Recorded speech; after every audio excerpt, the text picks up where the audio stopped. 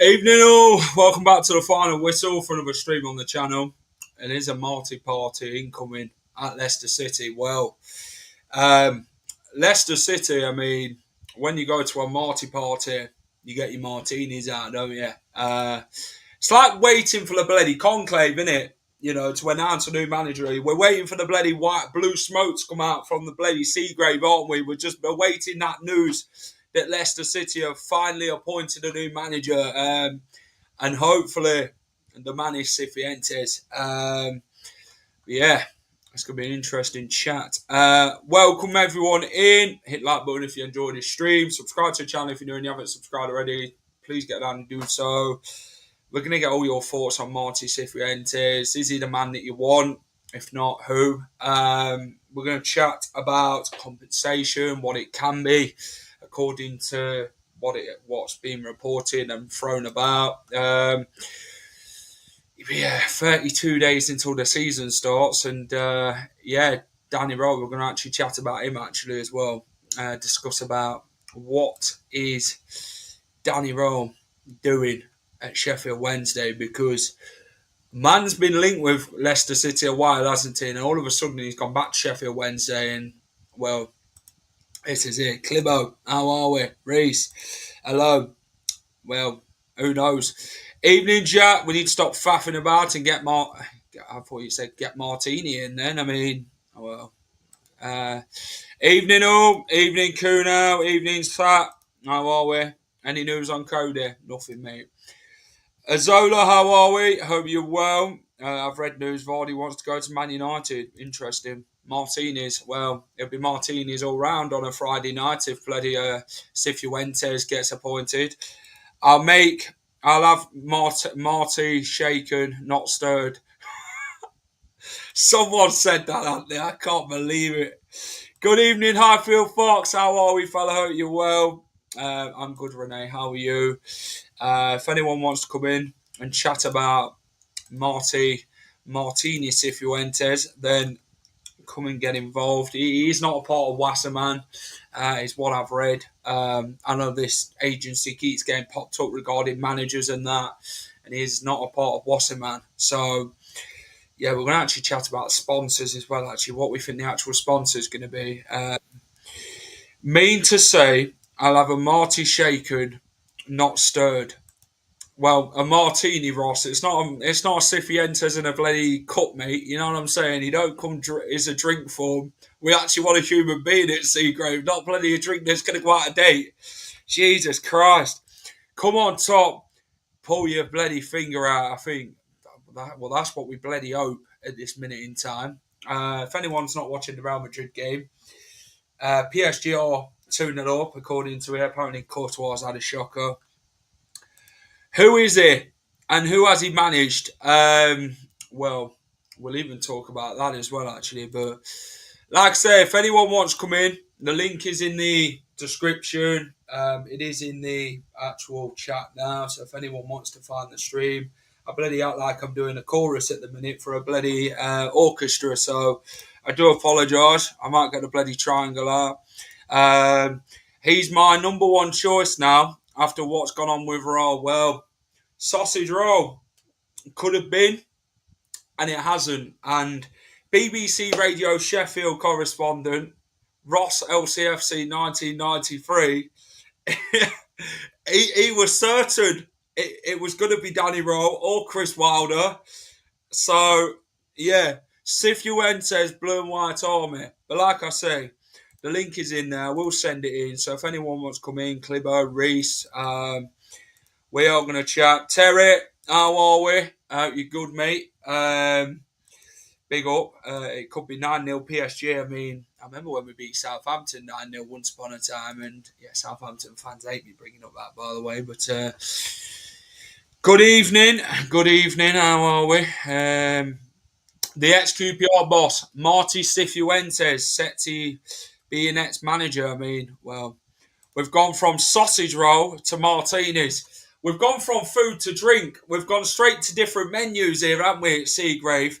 That was probably what was on the actual menu at Seagrave. German sausage roll and a martini just to wash it down with. So, I don't know what Leicester City's got planned. I don't. I know media days tomorrow at Seagrave, so hopefully we'll have a bit of a more of a chat about the kit. What it's going to look like. It is going to be blue. It is going to be green. Well, I think it's like a navy blue and green or a pink. But yeah, let's get them in. Reese, how are we? All right, mate. How are you? I'm all right. I'm good. I would get Ross in, but Ross is on the move. I don't know where he is. I don't know where car's going by. I don't know if Cifuentes is driving past. I don't even know if Ross is outside Seagrave, to be honest. I think he's waiting for his bus.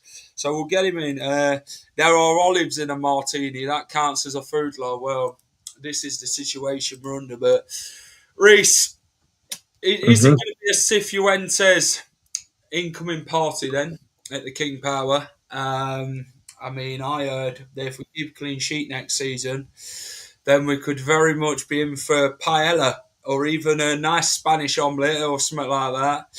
I don't know why this fella's coming on. I really don't. It's a Leicester City channel, and this guy thinks he can just come in from nowhere, come and abuse abusers.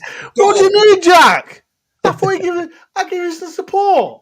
Your support means nothing considering you don't support Leicester City. So, Reece, did I give any abuse to Jack yet?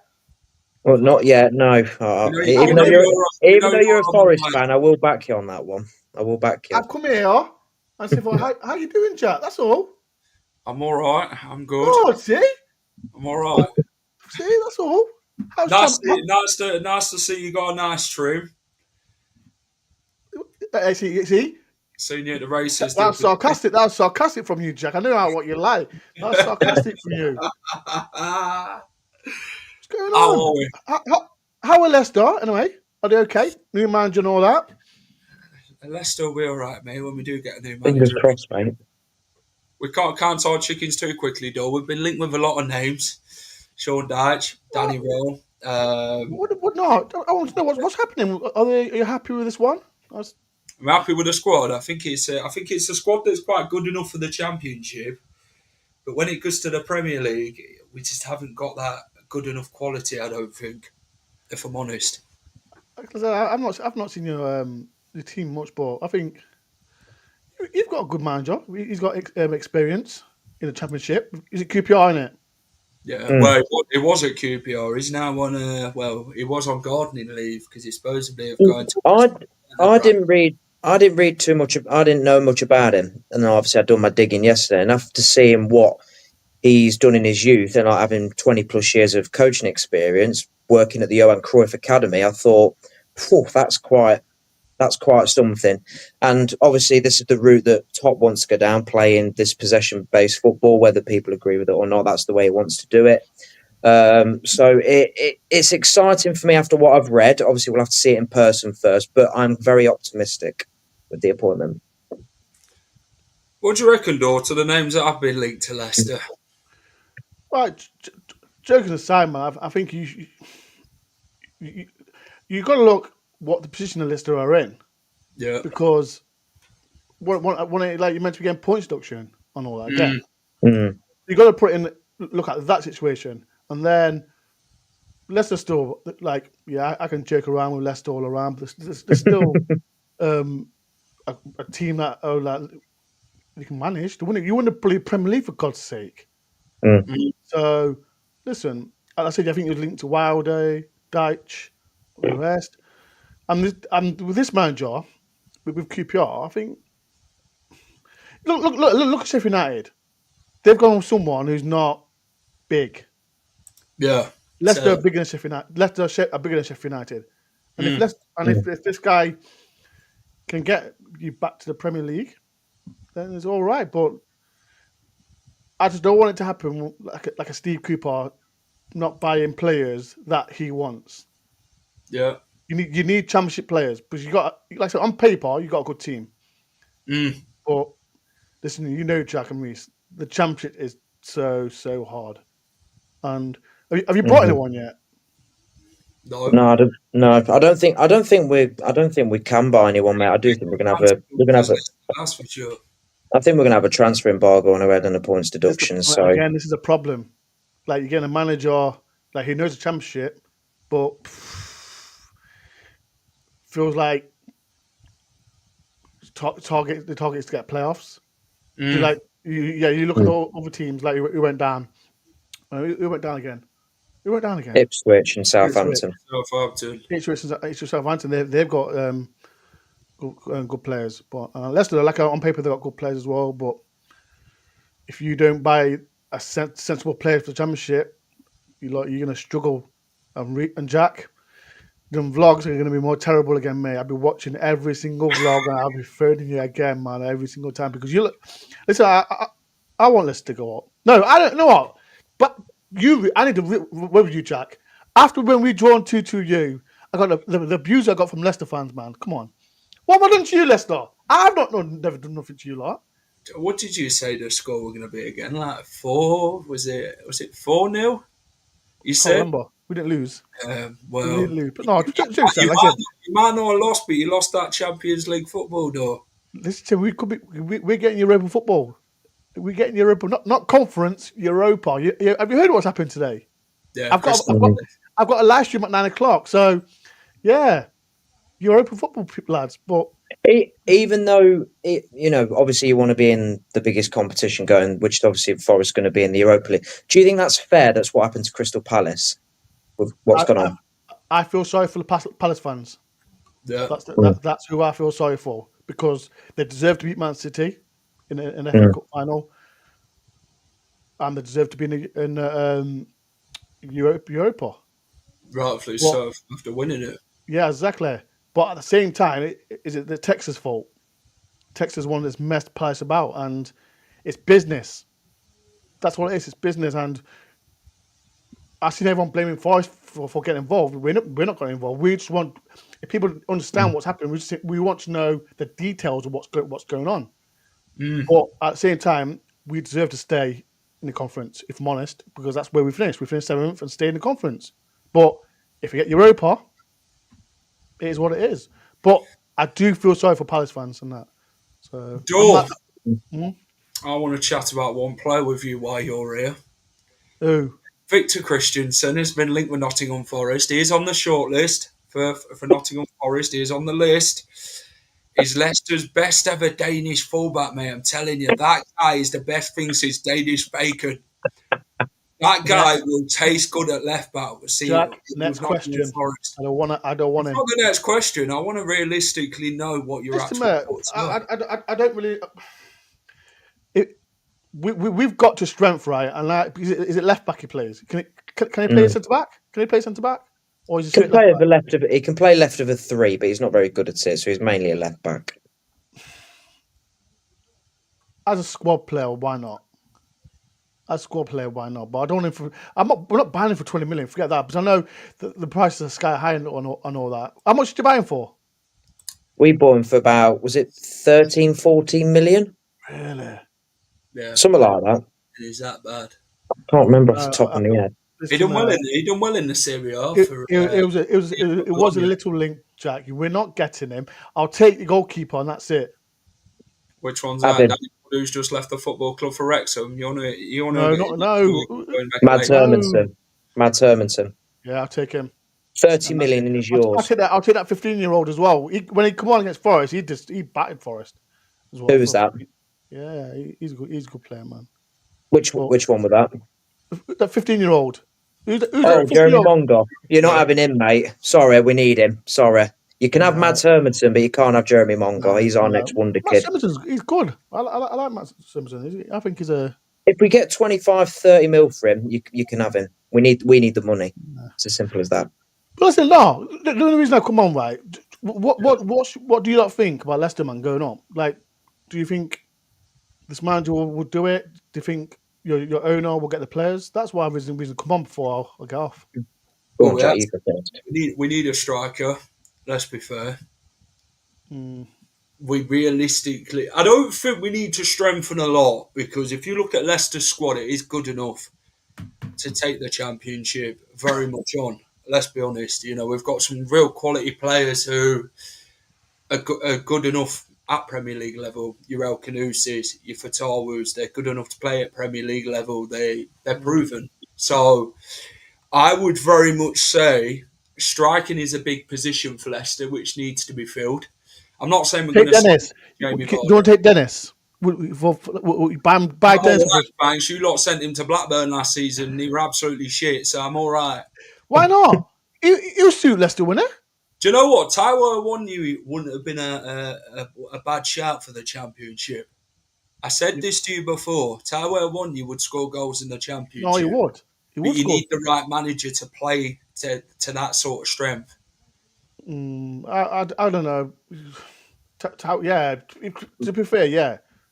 I personally think we won't go up. My unbiased opinion. I don't think we will go up. I think whoever comes in on a minus 10, 12 point deduction, it's an uphill battle anyway. Is that definitely happening? It's got to be. They're desperate. They're desperate to throw the book at us because we made them look stupid previously with the 22-23 accounts, and we found the loophole and blah blah blah.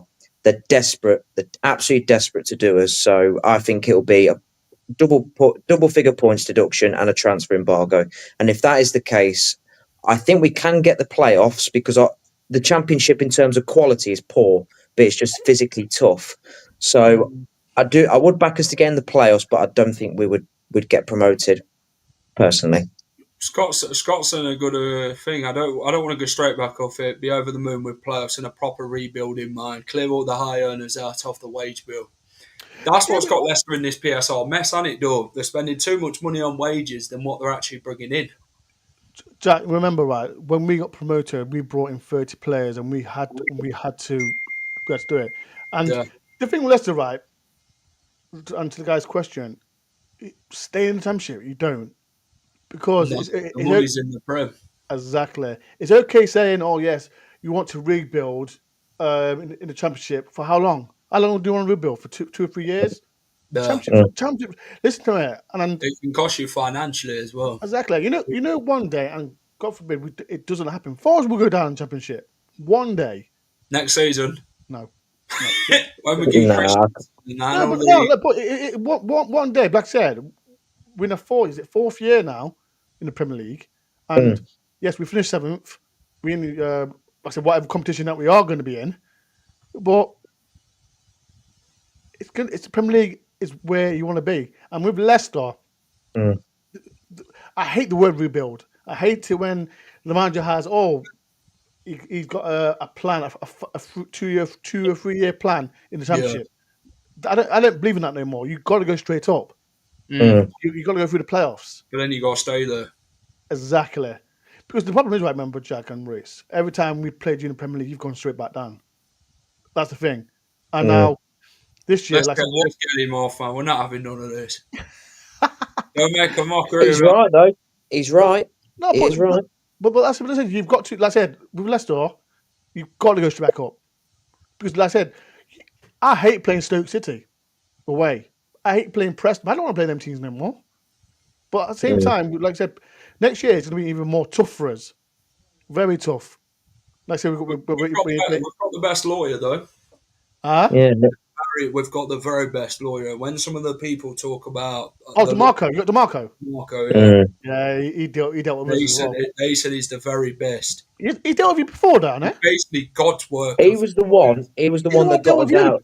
Yeah, he was the one that got it before. So maybe if that happened again, though, next season, and we don't get points deduction with DeMarco pulling the wool over the Premier League's eyes again, or the EFL, it could be very interesting. If you pull it off with DeMarco, then you know, listen to man, then you're doing well. But was the best paid. I mean, did you have him for your points deduction? Yeah, we had him. We had him. We got, was it 4 points that we got deducted? No, and we still stayed up. But I said DeMarco's good. And like I said, whatever the problem is with your situation right now, like I said, the thing is, but when it was at Derby, they had the situation, but then people thought we wanted them get out of business. I'll never wish any club to go out of business. It could be rivals or whatever it is. I think like I said, with Leicester, I want this. Who doesn't want? Like I like the banter joke when I used to phone you after the game when you're losing. We love that joke. And like I said, you go to every single Jack. Do you go to every game? I don't know if you do. Every home game, mate. Yeah. Okay, fair enough. But listen, who doesn't want Leicester in the Premier League? I like bantering you. I like bantering what's his name, Locks. And as well, Locks, I'm not going for you before you moan like a little woman. But yeah, listen, it's always have fun to have Leicester there. But listen, you need to go up. There's no question, no if buts or maybes. That's what Leicester do. But like I said, come on, Jack, you can do it. Well, with the points deduction, the mess that we're in, we need a manager who's going to bring in stability.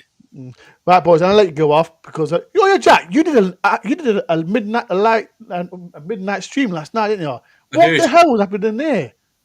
Why? I've never seen you do that one before. That was a night one.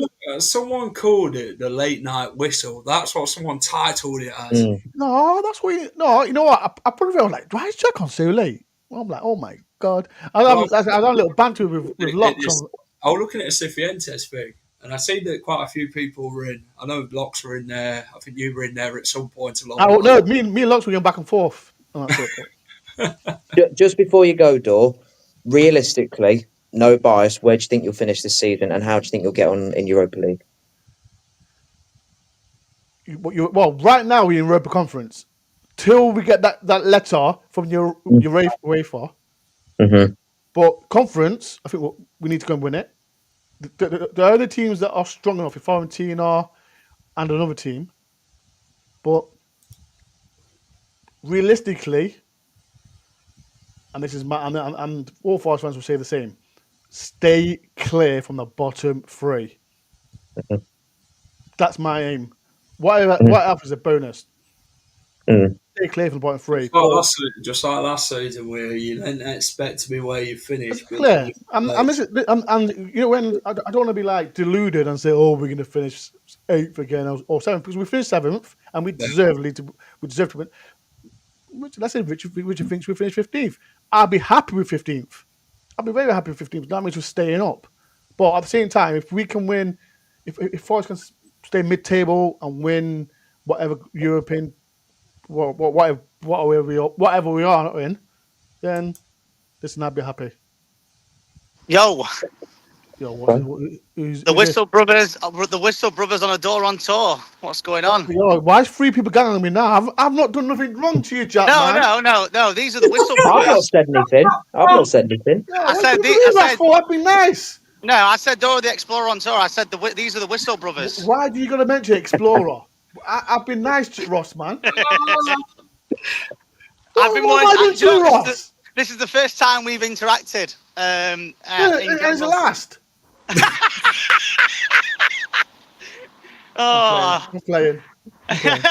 Well, no, but back to Reese's question. Like I said, mid-table and win it. So do you think? Go on. So do you think Cifuentes would be good for Leicester, though?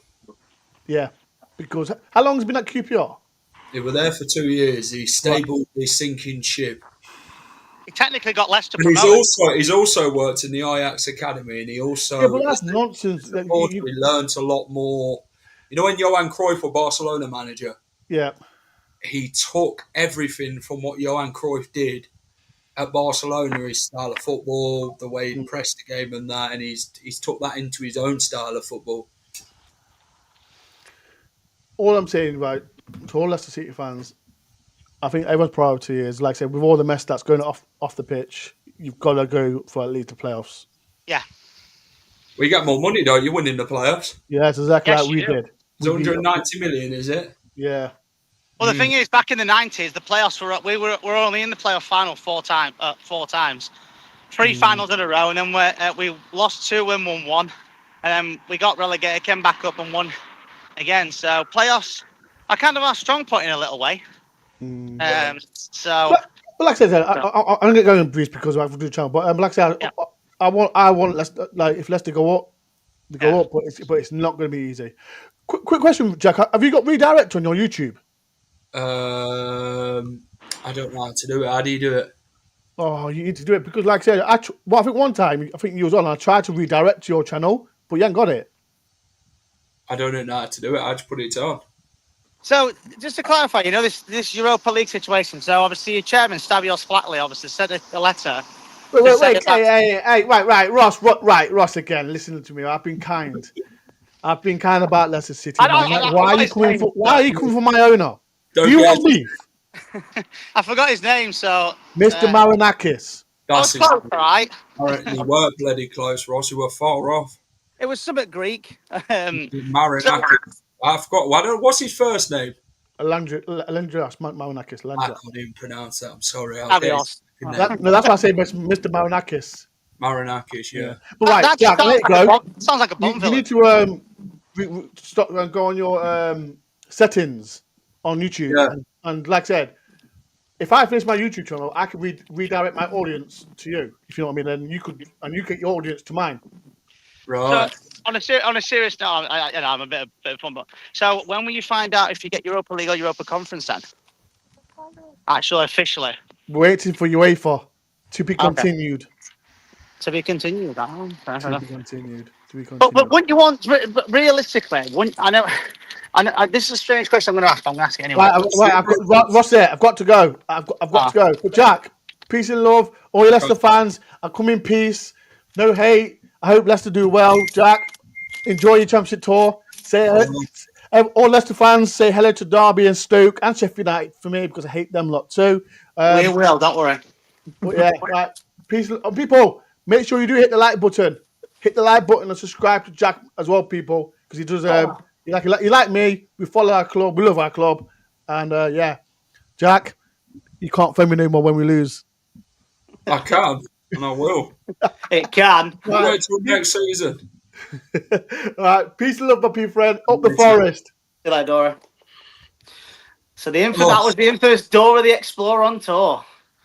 Right. So a Marti Partin coming at Leicester City. It very much looks like he'll be the next man. Ross, with Leicester City, appointing a manager this season is like the conclave at the Vatican. We're waiting for a bloody manager to be announced. You know what I'm saying? We're waiting for the blue smoke to be released from the King Power Stadium or Seagrave to say we've got a manager. That's what we're hoping for here. We're waiting for that smoke to be released. Do you know what it is like, Jack? I was thinking about this last night. It's like I'm a Celebrity, Get Me Out of Here, where you've got Wilder, Dyche, Roll, and Cifuentes. And it'll be like, Wilder, it's not you. Dyche, it's not you. Cifuentes, it might be you. Danny Roll, it might be you. The new Leicester City manager is Cifuentes. Someone's got to make a video of that. That would be class. To walk over the bridge. Yeah, exactly. But no, obviously from what I've seen, when he took over QPR, they were in a rut. Christ, we can't be doing that. Hey, listen, there was one time back in the day we did a protest. You know when owners actually listened to fans. 2007, we were supposed to get Neil Warnock as manager, but because there was a protest about it, it never happened.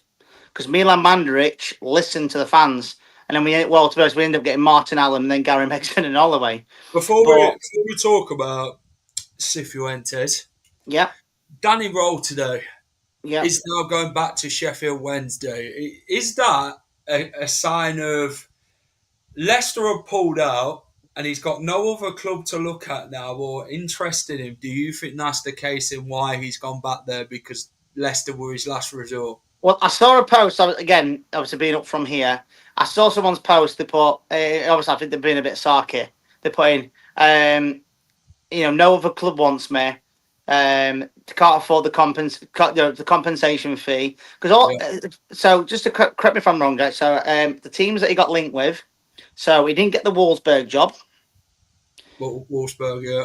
Middlesbrough, Leipzig, and then we've been in talks for a while and stuff like that. Yeah, and then you kind of think that Chanzeri's played hardball. I think I think all the mess that's going on. Probably up the compensation and all to say. I think there's been rumours of a takeover. So I reckon what Chansiri. I mean, listen. At the end of the day, if you're in his shoes, you do the same thing. So you can't blame. Listen, as much as obviously he's a numpty, you can't blame him for wanting more. You'd be exactly the same, Jack. If you're a football chairman, and let's say I was your manager, I was doing the best ever. You didn't want me to go. You thought, you know what? I'm going to put the compensation on. If they really want my Rossi LCFC 1993, they're going to have to pay this compensation fee. So, end of the day, at least fair play, Chansiri. As much as that's the only time I'm ever going to say that, by the way. He's waiting for this takeover. He's thought, you know what? Now this takeover may go ahead. I'm going to put the compensation up. We've said no, and now we're going to get Cifuentes. So, Reece, the link is in there, mate. If you've actually come on, brother whistle. Daniel won't be happy with that, Ross, but Well, step brother then whistle. We only need bloody Uncle Clipper, mate. Make a family, and I'm joking. No, but the thing is, how do you think the club's played this, Ross? Do you think they've played it well? Because they've put the fans in a position, haven't they? Well, it's a mate of mine saying all the betting is now suspended again. So, is it the case of Leicester City have sort of said to the media, put these names out and let's see the reaction of the fans? Wilder and O'Neill, right? Yeah. And then all the reactions happen on social media. Everyone's got tapping away and everyone's been on the fan channels and that, talking about these different things and everything like that. And then they can see the backlash that it's got. Sean Dyche would have been one that Leicester fans, I think, would have took. To be honest, I think we all did set our German sausage roll. That's what we wanted, but we didn't get. And you can't get everything in life. Yep.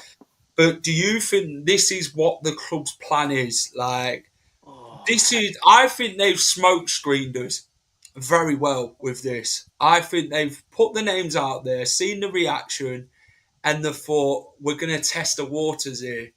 And then they've gone, now we're going to play our final card, and this is the unnamed man. And there was another man to come into the fray, even though they know Cifuentes were the man all along, but they played it to the fact that we'll see the reaction of the fans and we will go from there. And then, because some people will say Leicester City ain't smart like that, which you probably would see, you know what, they probably ain't with all the bad decisions they've made. But I think with this one, I believe they've actually took their time to look at different managers. They've not gone like, do you remember last time when Cooper got appointed? Yeah. Graham Potter were all eggs in one basket, weren't he? And then all of a sudden, they went for Steve Cooper because he was basically the last resort. He was the only man left on the island, for God's sake, for us to take in. So do you think this is how the club's played it? They finally played that final chess move. And Cifuentes, because when I talked to Rob Tanner, it was Dyche isn't going to come. Neither is Danny Roll because of the compensation. And Rob Tanner always said it. And he's been proven right. It ain't going to happen with them too. Top wanted a young up-and-coming manager for the cheap and who is available. And Cifuentes is only 42 years old. And Leicester City have basically got a manager here in Cifuentes who plays the modern style of football. He's basically Enzo-esque. And this is what they've wanted all along, but they've always put their names out there to sort of test the waters with the fans' reaction, because this is where I think they've gone with it this time. They can kind of see what the actual reaction was. It weren't pleased. It's a tough question to ask because obviously on one side of the coin, they're frustrating the fans. Like, just Get name, in here, mate. We need a chat. on one side of the coin, I can see why they've done it. You said testing it out. Obviously this situation with Roll, maybe Cifuentes was the first choice, but what they wanted to do, they wanted to make sure. I think they wanted to. They leaked the news out because of the Foxes Trust thing they had on. It's a tactic, man. You do. Well, but funny enough about that, actually, I believe the Foxes Trust was on yesterday at 8 o'clock, I believe. And you can see what the reaction was there. I think 93% of the fans wanted change, a bit of a difference with board level and that. To be fair, and they're rightfully to have their opinion and spread their voice the way they want to. But this is the issue, Ross.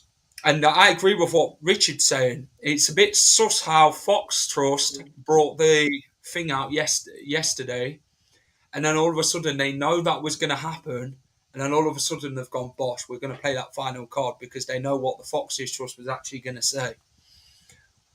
Yeah, I would say that. As I would say that. But at the same time, it is frustrating from a fan's point of view. Obviously, what they should have done is, if they wanted to bring Cifuentes straight in, because obviously, when did he go on back garden leave? Went on gardening leave. Jesus, a few months back. A few months. So if were the team interested in him at that point? This is a counter side of it, a counter question.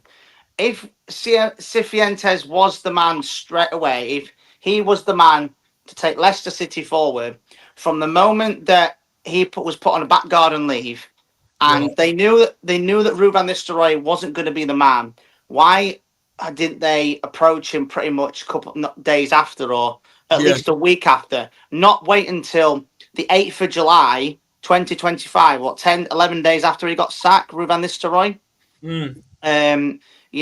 Why wait until now, the day yesterday, to do it? Well, that's what's frustrating, because obviously we knew that Ruud was going to go. It was just a matter of announcing it. I think that would be a counter question onto it, because why, if that is the case, why have they interviewed Wilder? Why have they interviewed Danny Roll and stuff like that? Why have they? I mean, obviously the Gary O'Neill thing was probably just a name that put in just to boost his own ego, probably his agent. Same with Sean Dice, because it's a well-known name from a. They work for that same agency. Exactly. So that might be why. So the agent's probably told. Why they both got linked. Well, this is why the agents have said, you know what, let's boost their ego a bit. Said, oh, they're interested in because Leicester is a big club. We're not a Man U or an Arsenal. Well, we're not a Man U. So we're not an Arsenal, or we're not a Chelsea or a Liverpool or anything like that. But we are still a well-known big club. Obviously, we won Premier League nearly 10 years ago. And obviously, they want. We look like the very biggest club in the Championship. I would say so too. In recent history, we are the biggest club in the Championship. Obviously, Mickey Rourke. Sorry, you look like Mickey Rourke, but looks like the bloke out of what is it? You know that bloke out of is it? It's not Storage Wars. It's Storage Wars. Do you know what? Who's that American bloke? I think he's called Les or something. It's like an American program. It's like a pawnbrokers thing where they actually go into the store. Oh yeah. Search it up. You know what I mean. I'll have to Google it, or at least. No, you look like Mickey Rourke. Clibo might know who it is. You know, I don't want to say Clibo. I haven't watched TV for 3 years. Here it is. Wow. So I don't know. There you go. Mickey Rourke. Jesus. It looks more like the Joker. Well, if you take your glasses off, that's 100% you. I think that is defo you. Yes, he's the wrestler. You can see it, can't you? if you know that film, The Wrestler, that's Mickey Rourke. There's no plastic surgery here, mate. Well, do you know the Dallas Foxes? Yeah. You know that Charles? Yeah. That's Keith from EastEnders. Yeah. Sorry. I just had to get them out of the way. Sorry, carry on. Right, I'm going to go to Clibo. Clibo, thoughts on the Danny Roll thing? Do you think it was all the case that Leicester City were his last resort? They pulled the plug, so he thought, I've got to go and run back here to Sheffield Wednesday, plead my innocence. And also, in another question is, do you think the club have been smart enough with this whole situation to really put the fans off the scent to make it look like it could be someone their worst side, and then they've sort of brought out the best one to really surprise, to say, you know what, this was the man all along? I'd like to think that's the case, but judging on past merits, recent past merits, I'm not so sure, because it's really hard to know, because just how secretive they are. It's really hard to know. I mean, we're surmising. We're doing what the journalists are doing. Sorry, we're making stuff up. I don't believe. Sorry. Yeah, I don't actually believe we some of these names that have been linked. I don't believe for a second. And the contact that I've got that's within the club had told me, like I said to you, Jack, these people are not on the radar. I firmly believe that Top this time has put his foot down and said, this is the kind of football I want.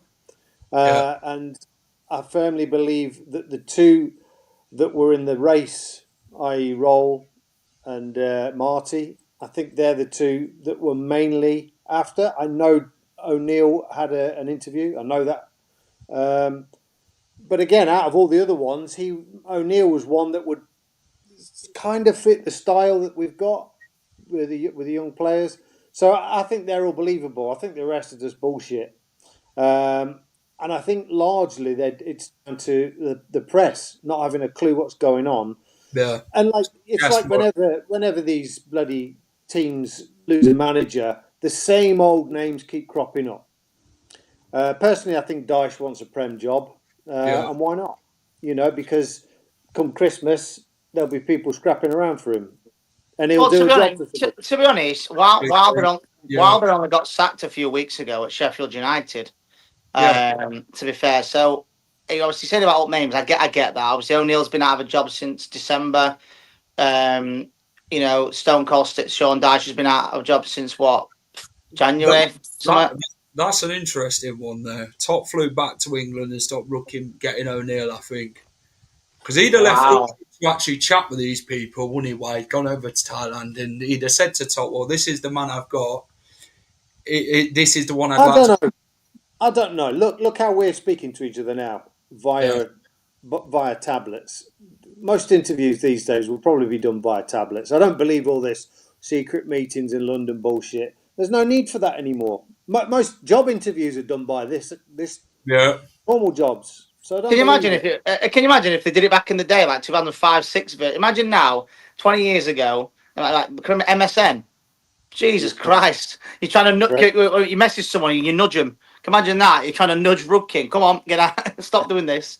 But, I mean, that's the beauty of this, isn't it? I mean, nobody needs to get out of their bed. Yeah. Top's just laid there in bed like, oh, I have to get up. I would physically think with Leicester, they've been private from the start. The media have been very much guessing who's going to be coming, who isn't. They've put links in the jobs because they're out of work, like your Wilders, your Gary O'Neills, your who else have we had? Danny Rowe, who's had problems at Sheffield Wednesday. They've very much linked him, haven't they, to the Leicester job quite quickly, haven't they, with the different reports that have come out. Sean Dyche, out of work, all of a sudden, he's Rudkin's mate. So it's like, okay then, well, that wouldn't surprise me, to be fair, Rudkin pushing on that, because he's Rudkin's mate and he'd want a bloody big payout, let's be fair, to become Leicester manager in the situation. But Cifuentes is a man who is championship proven. He's a manager who can work with what he's got. He came into a difficult position at Queen's Park Rangers. He did stable the ship, built the connection with the fans, and his style of football is the modern style that Top likes and would get the best out of with the squad that we've got, because I think we've got far more quality than Queen's Park Rangers. QPR fan said it earlier on. You wouldn't be upset with Cifuentes. He don't think it would be a... How do we put it? Like you described it yesterday. It wouldn't be what's that word I'm looking for? An appointment that you're really worried about. It'd be no pressure appointment because he's very much a championship manager and he's good at it, and he said he's got a very good high ceiling. Yeah, like I say, I think the guy would be able to take us. I'm not sure next season. It's obviously dependent. It's in the lap of the gods, isn't it? What happens to us? But I think eventually, with the squad, that if we could keep a real nucleus of that squad together, I think the following year you would go up, and you would have to go up. You'd have to say, like, I mean, that Forest guy. It was right what he's saying. As much as we don't like it, get up at all costs because of the financials, and you lose. You're going to lose your best players. So, you've got two expectations though in the Premier. Sorry. So you've got two expectations on Cifuentes. No matter which manager it's either going to be. If we don't get a points deduction, because it's not like they've not said, "Oh, they will definitely get one." We're just guessing if we're going to get one or not.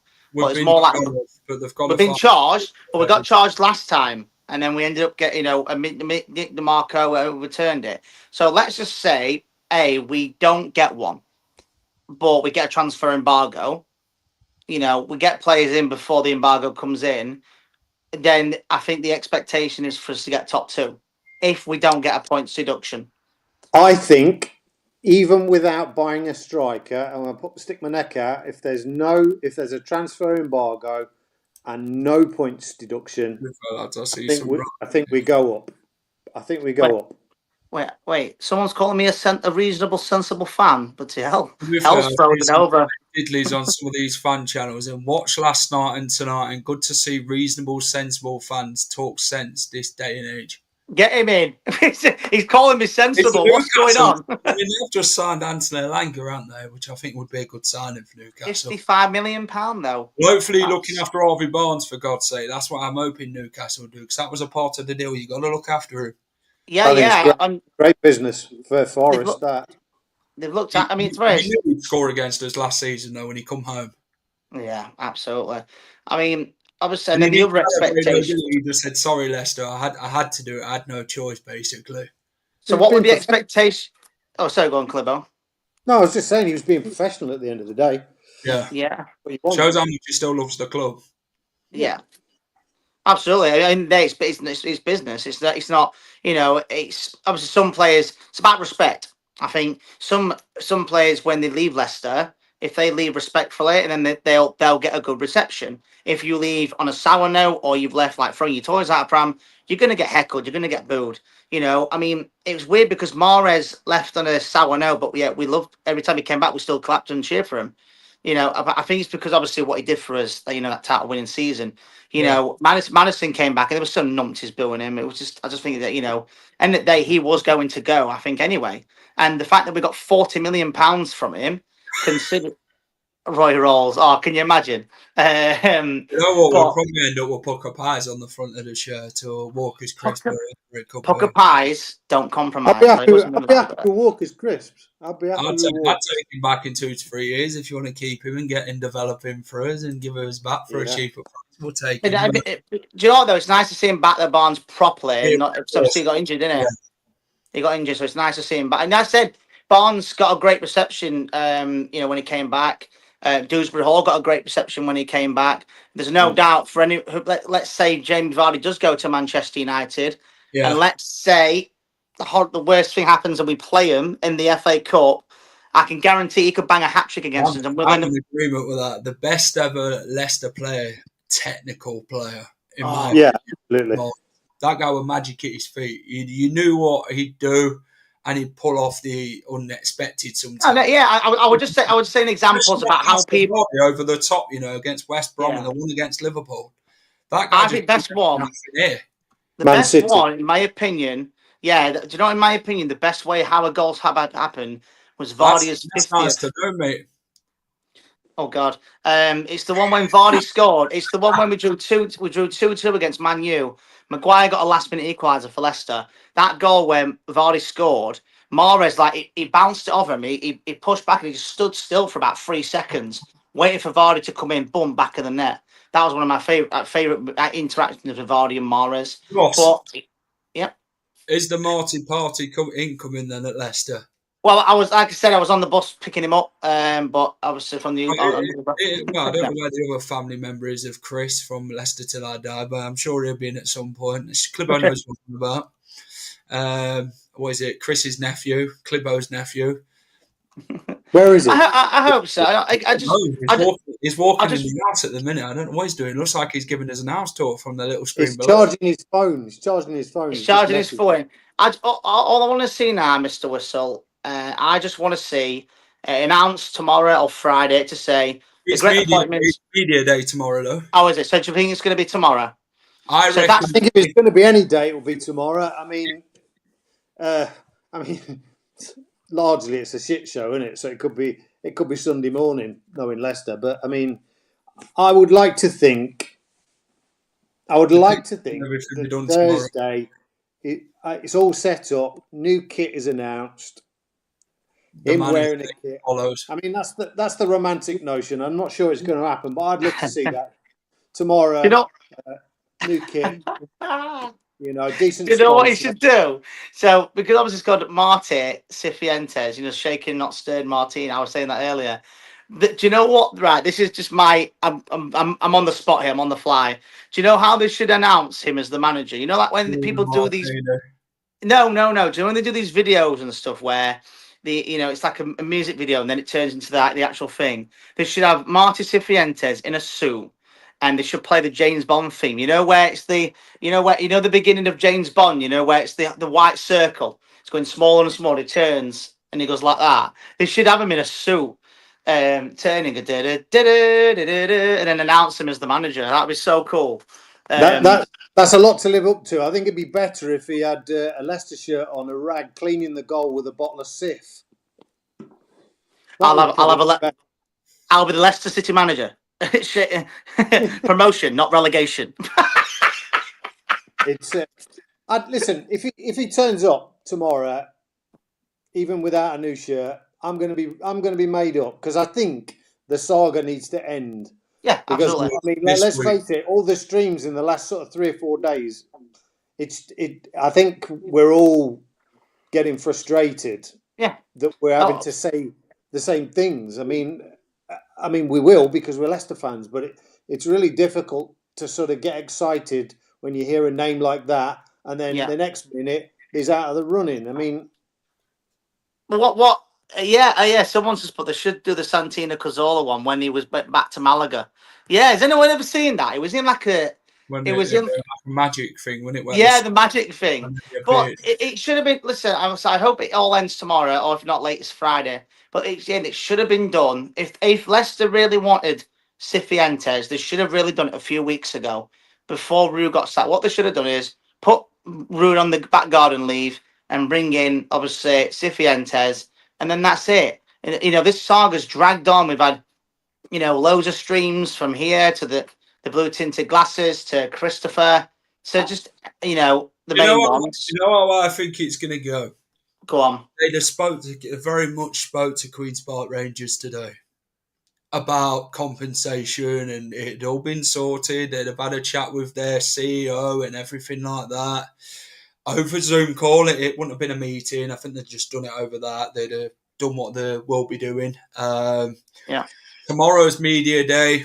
The shirt is going to be, they're going to do a photo shoot, aren't they, for the home and the 2 away kits, the players, because they need to get it ready for like the EFL, don't they? The EFL pictures and that. So they'll need a kit and they'll open the training ground. So I think they'll take some pictures with like a scarf, shirt, whatever it is in the training ground. And then Friday morning will come and then Bosch. Cifuentes has appointed Leicester City. Yeah, I think, I agree. Is the head coach title. Because I agree with you. I think what they'll do, Jack, like how when Vardy announced he was leaving, the day before he did all the media, all the sitting down and saying, I'm leaving and stuff like that. You can tell it was recorded at night. Yeah. So I think, I agree with you. I think what they'll do is everything will get all sorted tomorrow night. They have to do a lot of media, when he does. Yeah. They have to have an interview. You remember Steve Cooper when he got appointed? They did like a little sit-down interview at Seagrave, didn't they, to chat to him and that about everything. And This is what they've got to do, haven't they? They've got to do all the media work and that takes a bit of time. You're not Leicester City's like Clibo when it comes to all the media and that. They take the time, don't they? Spanish, isn't it? Bloody hours, like take days. Is he Spanish? Yes, he is. Oh, does that mean bloody that geezer's going to come back and start reporting on us? That right numpty, that Spanish. Oh my God, he does my head in. He follows Cifuentes. God's sake. I mean, obviously, listen, his knowledge is great. It's just, I don't know, it's just his face. Just annoying. One thing I want to ask is then, to everyone in the comments, Clibo, Ross, what is your reaction to Cifuentes? I'm going to tell you now. I've repeatedly said it. The only thing I knew about him was the fact that he outsmarted Enzo when we played. Well, no, that logo. Where's your logo? Should we get the final whistle logo in the middle of the shirt? Oh my God! Right, I've got just before you continue, Clibo. Right, go to Preston. Yeah, why can't we just put something on there like no? I've got perfect. Right, you know they need the Leicester shirt, and your face is the sponsor. Oh my God! Right, someone make it. ChatGPT. Someone make a Leicester City shirt with the final whistle on there, and it says "Hi all." Like that's got to be it. It's got to be. Well, I don't know how to statement it, to be fair. What do you think, brother? What do you think, brother Whistle? Well, step brother Whistle. We've established now. Your step brother Whistle. Yeah, sounds like a good idea. Go on, Uncle Clibo, finish what you were saying. No, I was just saying, like, I didn't really know a lot about him other than the fact that he outsmarted Enzo at the QPR game. And then obviously, Mr. Knowledge here went and done a load of research. And I have to say, I was a roll all the way, me. But I have to say now, the lady has been turned. You know? You're welcome. You're welcome. Yeah, I'm on board with this guy. I want this guy, and he's Spanish, and I love the Spanish. Does that mean there is some Spanish class? You know, could he convince Yamal to come? Well, I wish, mate. He's a Catalan, isn't he? Maybe in 10 years. Yeah. He's in the Johan Cruyff Academy, Cifuentes. He is a youth development operator. He's good with the youth, like I said on last night's show. Well, the late night whistle is what Ross likes to call it. Someone said it. Someone called it the late night whistle show last night, and maybe we might make that a thing for the channel. We'll get Clibo on. Clibo ain't gonna go to bed, is he? To a bloody late. Oh, yeah, it was me. Yeah, I said it on Christopher's show last night. I said, you watch if they announce it about the late night whistle with Locks and obviously stepbrother whistle and all that stuff. So it'll be interesting to see. And one thing is, people have remembered Cifuentes actually got Leicester promoted. The fans' views on Maresca being a fan of indirectly, yeah. Indirectly got us promoted, yeah, when they beat Leeds 4-0. On screen.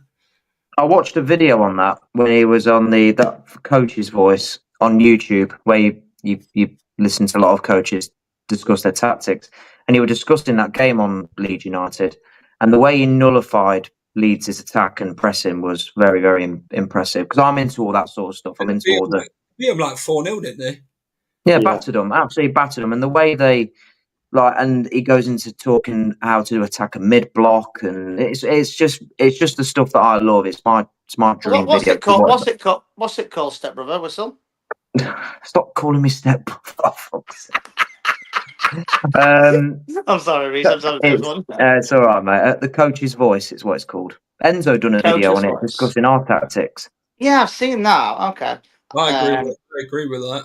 Yeah, I was with a Leeds fan on that day. Really good mate of mine. I was working with him. He's a typical deluded Leeds fan. You know what I mean? I mean, typical deluded, and he thinks he's going to win the Premier League this year. Here's a question: will he be our first ever Spanish manager? Yeah. Yeah, well, I thought it would be. I was just thinking about it just then. I mean, Ross, this one. The Newcastle fans spoken. What were the fans' views of Maresca, lads? I mean, I've never been a fan of him. Ooh. He has done well. Alabama. He has won some trophies, on since leaving Leicester. He has getting his sort of press on the team now, and he's his own stamp of things at Chelsea. Yeah. And he's getting in his players that he wants. They are backing him. But what was your thoughts on Enzo Maresca? I mean, Cifuentes is the Maresca-esque, is what they're calling him in the media and that. So what was your initial thoughts of Enzo? Because the only thing we knew about Enzo Maresca was he was Pep's number 2. We knew they could be potential there to go and do something. He'd learnt from the best, and he's very well spoken in the school of Pep. Came Leicester's manager, even though Scott Parker was linked, by the way, Ross. We were very much. I remember. Parker were very much all the way, apparently, and then it never escalated. But what was your thoughts on when we first appointed Enzo? I'm obviously, a bit unknown, of course. Obviously, we knew him as, Pep from Wish, as obviously as we knew. The proper bowl there, I swear he goes to bowling alley and shines his head.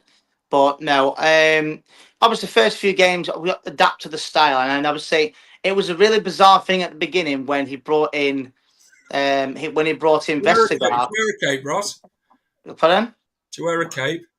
I don't wear a cape. Listen, not all heroes wear capes.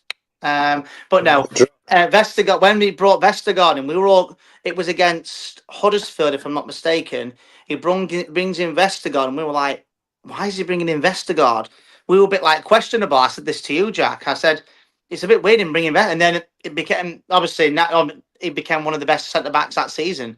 Yes, yeah. I know it's Championship before anybody else, but Vestergaard, he got his confidence back because beforehand Vestergaard, every time he played, he was terrible. It was crap. Yeah. But he's got his confidence back and playing the style. And we won I think we pretty much won every away game up until we lost to Middlesbrough, which was November, which was a good record to begin with. So I personally love Enzo. I think he got the fans back on side. Some fans always boring football, but at the end of the day, they clearly never saw the Puel days, or they never saw the Martin O'Neill boring football days. And we won trophies under Martin O'Neill. Yeah. No. Can't agree with that. You can't call it. What they used to do, they used to chant on the terraces, "Boring, boring Leicester," is like a piss take because they used to call us boring, meaning with Martin. That's what I'm referring to. Anyone who watched the 3-3 against Arsenal, that was proper. Oh no, Leicester. Yeah, that's one game. What I'm trying to say that was proper Leicester. Yeah. What I'm trying to say is that is most about the boring. I think it was a piss take, but. I loved it because it was better, different style of football. And I would say that it didn't start off well, did it, Martin O'Neill at Leicester? There was a time I think Clibbo would have bloody said about the time at Bramall Lane where they went to Sheffield United. And Martin O'Neill says this about himself, about them wanting him out and that. And he's like, yeah, I need to sort of change something. And he did. Mm-hmm. And Clibbo, look how that worked out for him from that night at Sheffield United.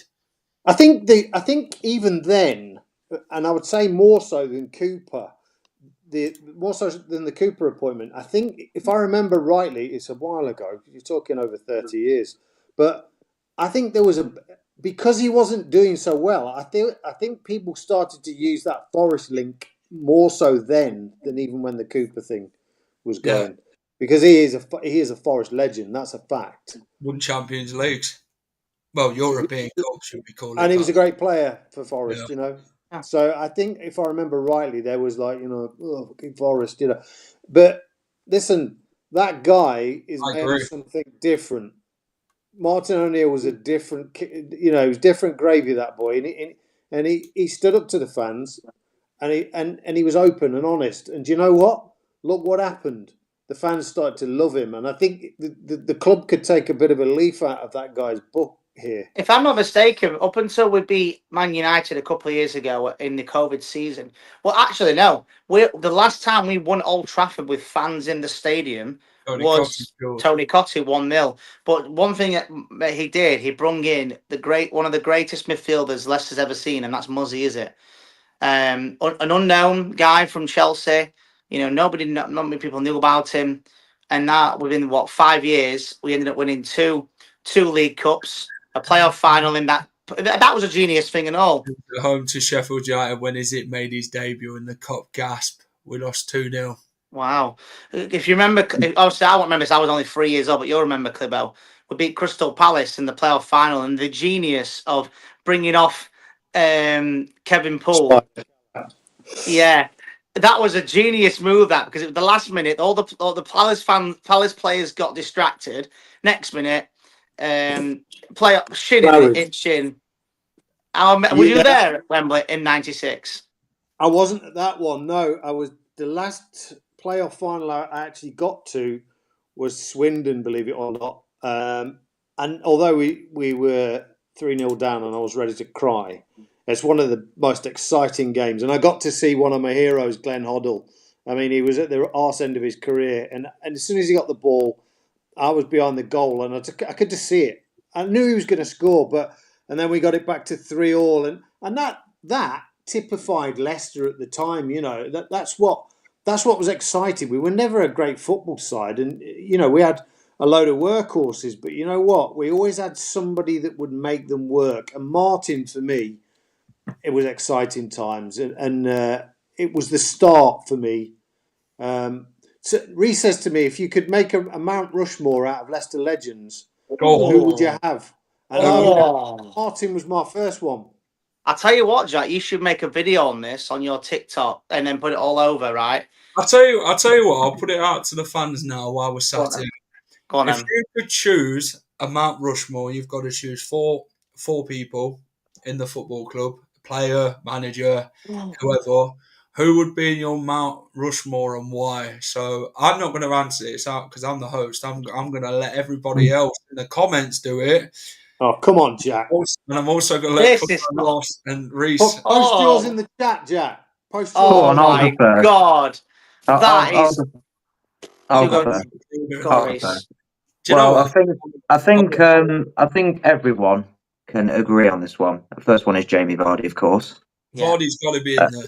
Yeah, I think if any Leicester fan doesn't have him in there, then they need their heads a wobble. No offence. This is my opinion. This is just my opinion. Kun Vishai should be on there as well. Obviously, everything you've done. Yeah, everything you've done for the club. The next two is very debatable, in my opinion. I think you've got to give mentions to the likes of Steve Walsh. I even think you need to give a mention to Gordon Banks, won the World Cup whilst a Leicester City player as well, and what he done as well for Leicester as well. I know everyone's going to say you're in your dad's ball bags, but I've done my history. I've done my research. I know everything about this club. Trust me. But I think my next two, personally, that's probably the worst. That Mount Rushmore fall down the man, not bloody stay up. I would have Muzzy Is It on there. It would be my third choice. Ooh. Muzzy Is It. Yeah. I think he's the greatest midfielder this club's ever had. You can look at his goal records. He's a club legend. And Claudio Ranieri would be mine. Ooh. Mine would be the same, except I'd take Muzzy out and put Martin O'Neill in there because for me he started all this. It's hard because you're mixing managers and play. Oh, if you did it in separate, like players and stuff, right? Okay, so you put me on the spot. Vardy, Is It, Andy King, because the fact that he's won the top 3 divisions with the same club legend, stuff like that, yeah. And for me, it would have to be Kasper Schmeichel. So you're just going players. I'm just going players, but I'm only because I just think I don't know, because obviously with the way that Kasper, you know, he could have gone. Let's be honest, he could have gone to a Man United, the club that he supported since he was a kid. His dad, Peter Schmeichel, he could have gone to Man U. At that time, Man U was still enormous. High. Not now, but at the time where they were, he could have gone there. He could have gone somewhere else, but he stayed with us. He won the Championship, the Premier League. He's won the FA Cup. I think the Birch. There's that many, but I tell you what, it's a very good. you should do a separate show, Jack, Snagging. on stuff like this. I'm in the thinking at this minute in time of actually doing a live stream on this. I'm going to call it Leicester City Mount Rushmore, and I'm going to put it together, and I'm going to get every fan to come on and give me the right mush roar in the comments. Oh, yeah.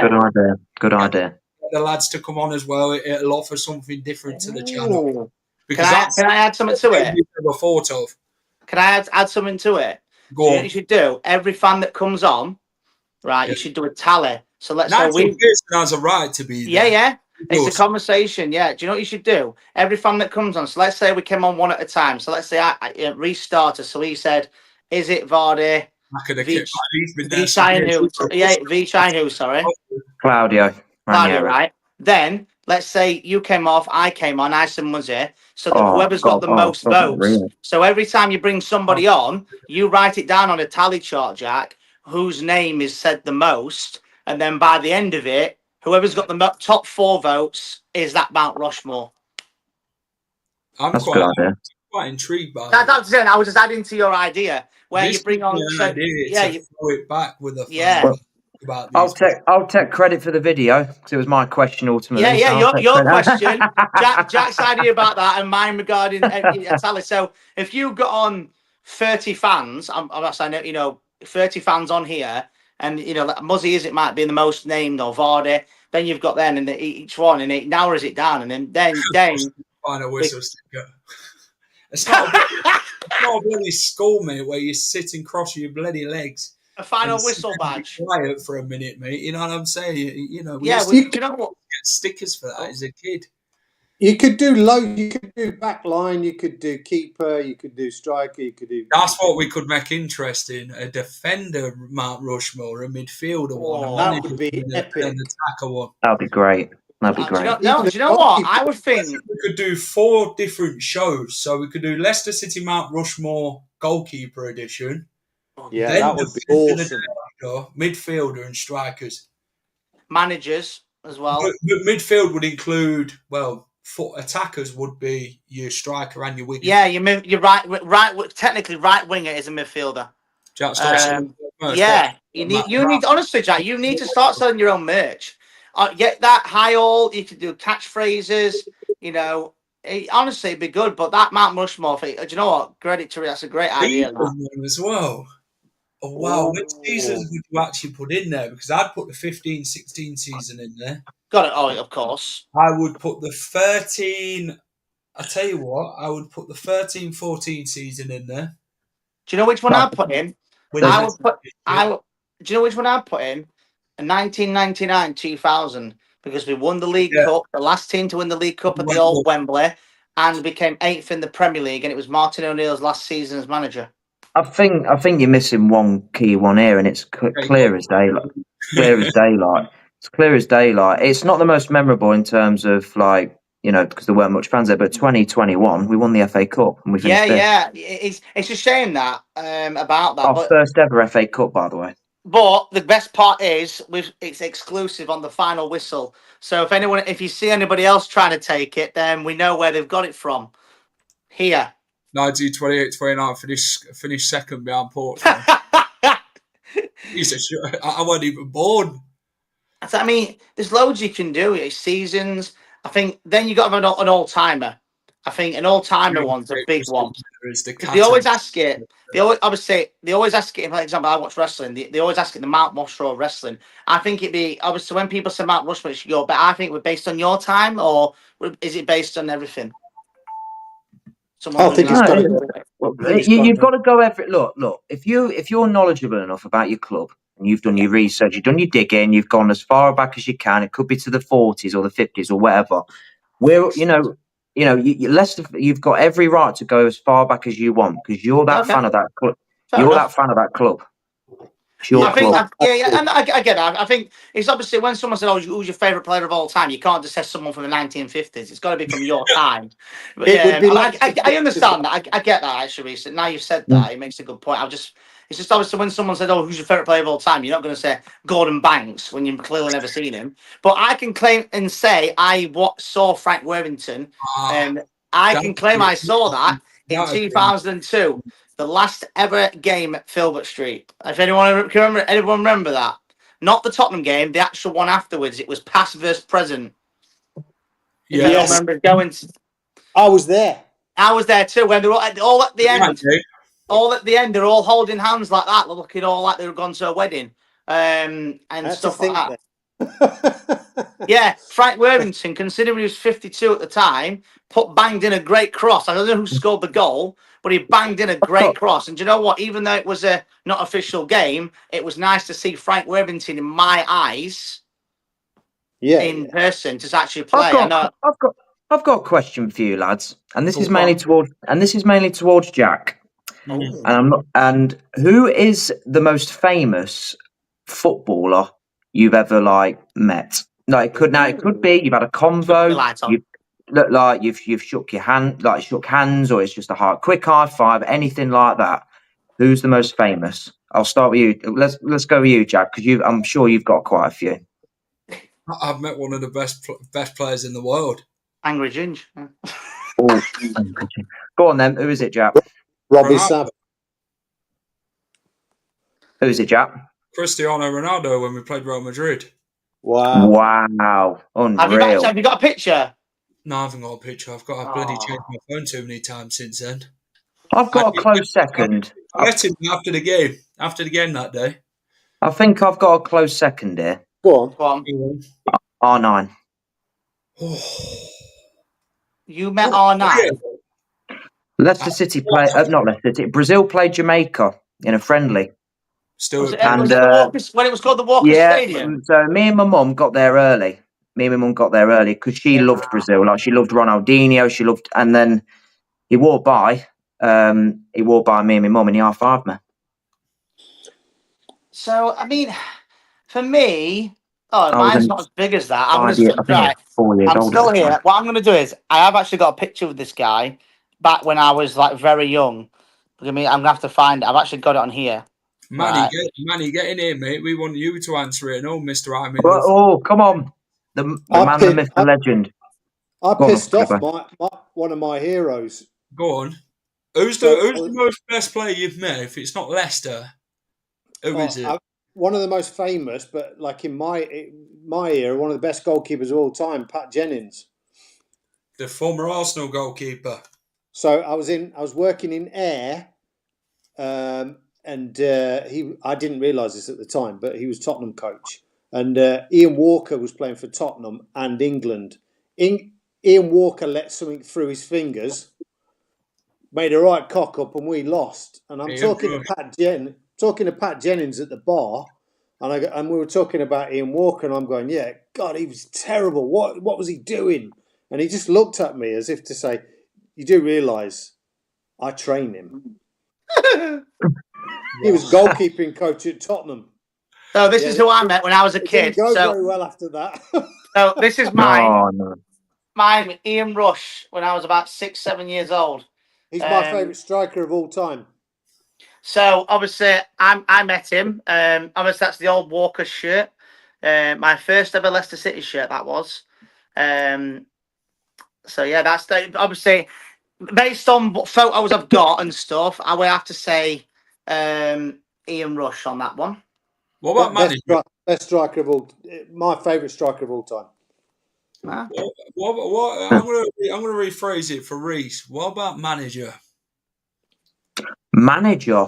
Who's the best manager you've met? World football. World football. Trying to think off the top of my head. I know I've met. Come back to me on that, Jack. I need to think on that because I'm trying to fuck. Oh, I'll tell you another one. Gary Lineker I met at the last ever game at Filbert Street. So, long story short, everyone ran on the pitch. Bearing in mind, I was 9 years old at this point. I got lost, crying my eyes out. I would say there were no proper phones back then, so couldn't exactly WhatsApp my dad and say I'm here. And I was crying my eyes out, and Gary Lineker comes up to me. I was sat on the stairs because I would say, and he went, "You all right?" And I just went, "You're that guy off the telly, aren't you?" And then I would say he cheered me up a little bit, and my dad came over and started chatting to him. But yeah, that's probably without actually, a picture, I would say Gary Lineker. The greatest manager to never manage England, by the way, Brian. Oh, I'll tell you what I have got. I tell you what I did some years ago now, at the beginning of the year 2000s. Yeah, that's not even a thing. I think you'd probably forget you've ever met him, Frank, to be fair, mate. Patata peeler, wow. Hey, here he is. Mr. Manny. We've turned into the final whistle 5 now, haven't we? The whistle 5. Whistle 5. So if we've got stepbrother, we've got the uncle. For fuck's sake. We've got the uncle. So who's Manny then? Who's Manny then in all this? He's the godfather. Yes. Kiss the ring. Godfather The whistle. godfather. I'll make him an offer he can't refuse. The Godfather whistle. The Watch it, godfather. you'll be sleeping with the fishes. Yeah. Which is basically about Mount Rushmore's, man. I don't know how much you've been listening, but Reese brought it up, and do you know what? It's going to turn into a show about this, courtesy of Whistle, about Mount Rushmore of Leicester and stuff like that. But who would you all be, Mount Rushmore? What, the best players ever? No, any. No, it could be anything Leicester any. City related. Owners, manager, players, whatever. Oh, Hit well. man. I mean, how many allowed? 4? 4. Yeah, 4. Right, well, I think the best player I've ever seen at Leicester, there's a player that I put in my all-time history of football 11, N'Golo Kante. Oh. On a Mount Rushmore. Mate, we don't win the league without N'Golo Kante. Make no mistake. We don't win that league without N'Golo. I know he's only here for 1 year. I understand that, and he left, of course. But it wasn't a normal year, though, was it? Well, to be honest, we don't win the league without 3 players getting sacked in Thailand. So It's just them ranting on about stuff no one gives a. We've not got a new manager yet. We're just having a little debate on Mount Rushmore, which has come up in the subject. But yeah, get involved. Get involved in a part to get it. Loads of players I loved. I used to love Emil Heskey. I used to play football with Emil for a couple of months. Played against him about a handful of times, maybe 8-10 times, something like that. Used to have chats with him about fantasy football when we were both teenagers. Used to have a Diet Coke in the pub after the game. Yeah, he was a brilliant player. Muzzy was my favourite from that era. Clibber will tell you, absolute class. Me too. I loved Muzzy. Class. What a player he was. There were other brilliant players. Steve Claridge scored those important goals to get us up and win the trophy. Matty Elliott, absolute unbelievable player for this club. Tell you, what a ledge. Total. I was there at, I remember the date, it's 27th of February, the year 2000. Yep, pub quiz facts for you. It was the very last trophy played at the old Wembley. Yeah, said that earlier. And it was the very first trophy of the new millennium. Yep, that's why, Manny, I've got you one then. So, you said that then. So you probably know this. There's only, since the millennium, only 5 teams have won the Premier League, the FA Cup, and the League Cup since 2000. Obviously, we're one of them. Who's the other 4? Chelsea. Manchester United. Man United, yeah. Arsenal got to be there. Nope. No? Nope. Chelsea. I'll tell you why in a minute. No, Arsenal never won the League Cup under Arsene Wenger, did they? Oh, wow. Nope. Wow. Have I stuck you here, man? Liverpool. No, I mean, Liverpool. Man City have done Man City. trebles. Man City, Leicester, Chelsea, Liverpool, Manchester United. Arsenal haven't won the League Cup since 1993. So there you go. That's the one with where Steve Morrow hurt his shoulder after the game, and he was on the back of Tony Adams celebrating. Yeah, they'd won the League Cup. The guy, I think the goal scorer, was celebrating on Tony Adams' shoulder, fell off his shoulder, broke his shoulder. I think he basically had to retire from football after that. Yeah, someone said it when we won the FA Cup. Someone it came up said, there's only 5 teams that have done it since the millennium, and another one as well. The first football team to the first football team to produce poppies on the shirts. Yeah, we were. Just to briefly interrupt, Loxer Yeah. has posted the I can't remember what the source is, but he's put next Leicester manager betting being taken down from most bookies' websites. Announced Martin Cifuentes. Should we find out what Jack's been saying? Here we go. So, yes, Jack, I am the final whistle here. Here we go. What's this? Here we go. Come on, Jack. What can you tell us? Has the banker phoned? Right, so rumour has it tonight that Cifuentes is a done deal at Leicester. Come on! That's what the rumour is tonight, that Cifuentes is a done deal and the bookies have took the betting down for Leicester's next manager. Do we Wow. know who the highest rated source is that is saying that kind of thing? I ain't got a clue. I've just been told on the phone about it. Because if it comes from some places like, some of the websites, you're like, ropey. Yeah, But some if of it them you can't trust, but apparently it's Rag, yeah. rumours having it around now that it is a done deal. I was just Wow. saying, Jack, why he was on the phone too. We'll see how Leicester City confirm it now, won't we? Find it interesting that they get rumoured I'll be with back, 5 mate. different guys. Right. The fans aren't having 4 of them. Yeah. And then the 5th guy the fans seem to have, and all of a sudden this one might be progressing over the line. I'm full of So- rumours, not for anymore anyway. Well, that's what I've just been told on the phone, but I'd be interested Wow. to see how long we've been actually pursuing him, given the fact that it's so secretive at our club. I'd really Hey, like to get- know.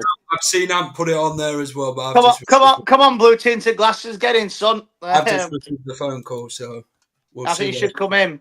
And we should ask Locks the same question regarding what we were talking about Mount Rushmore's. And, because it's live and exclusive on the Final Whistle.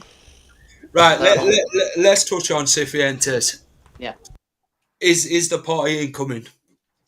Yes. Okay, so so please explain to me, each one of you, why Cifuentes is a good pick for Leicester City. We'll start with Matthew first. He's young, he's smart, he's had to work his way up, but despite being young, he's still experienced. He is very shrewd in that he's adaptable. He can play a multitude of different ways. So has the ability to play one way in the Championship, but then make the adjustment in the Premier League. He has already proven to do a great job at QPR. I think they were bottom of the league. He took them to mid-table with a 1.3 goal points per game average with an average team. Yeah. So with better teams, then he should be getting you to the playoffs minimum. So his Championship credentials aren't really in question for me at all. But I think this one, with that determination and desire that he's got, is potentially works in the Premier League too. And then lastly, it fits with our squad. It fits with our youth. It fits with the way that our other, not just the youth, but the first team players want to play as well. They always wanted Enzo type football. They were screaming for it when Cooper left. Maybe we miss you, Enzo. Well, then this is the new Enzo for us, basically, but with maybe a bit more of the odd twist now and then. So potentially it could, for those naysayers who are a bit reluctant about this style of football, then maybe it'll appeal to you as well. It's the closest you're going to get to a sort of making everybody feel quite happy. So in that sense, it should be a fairly unifying appointment.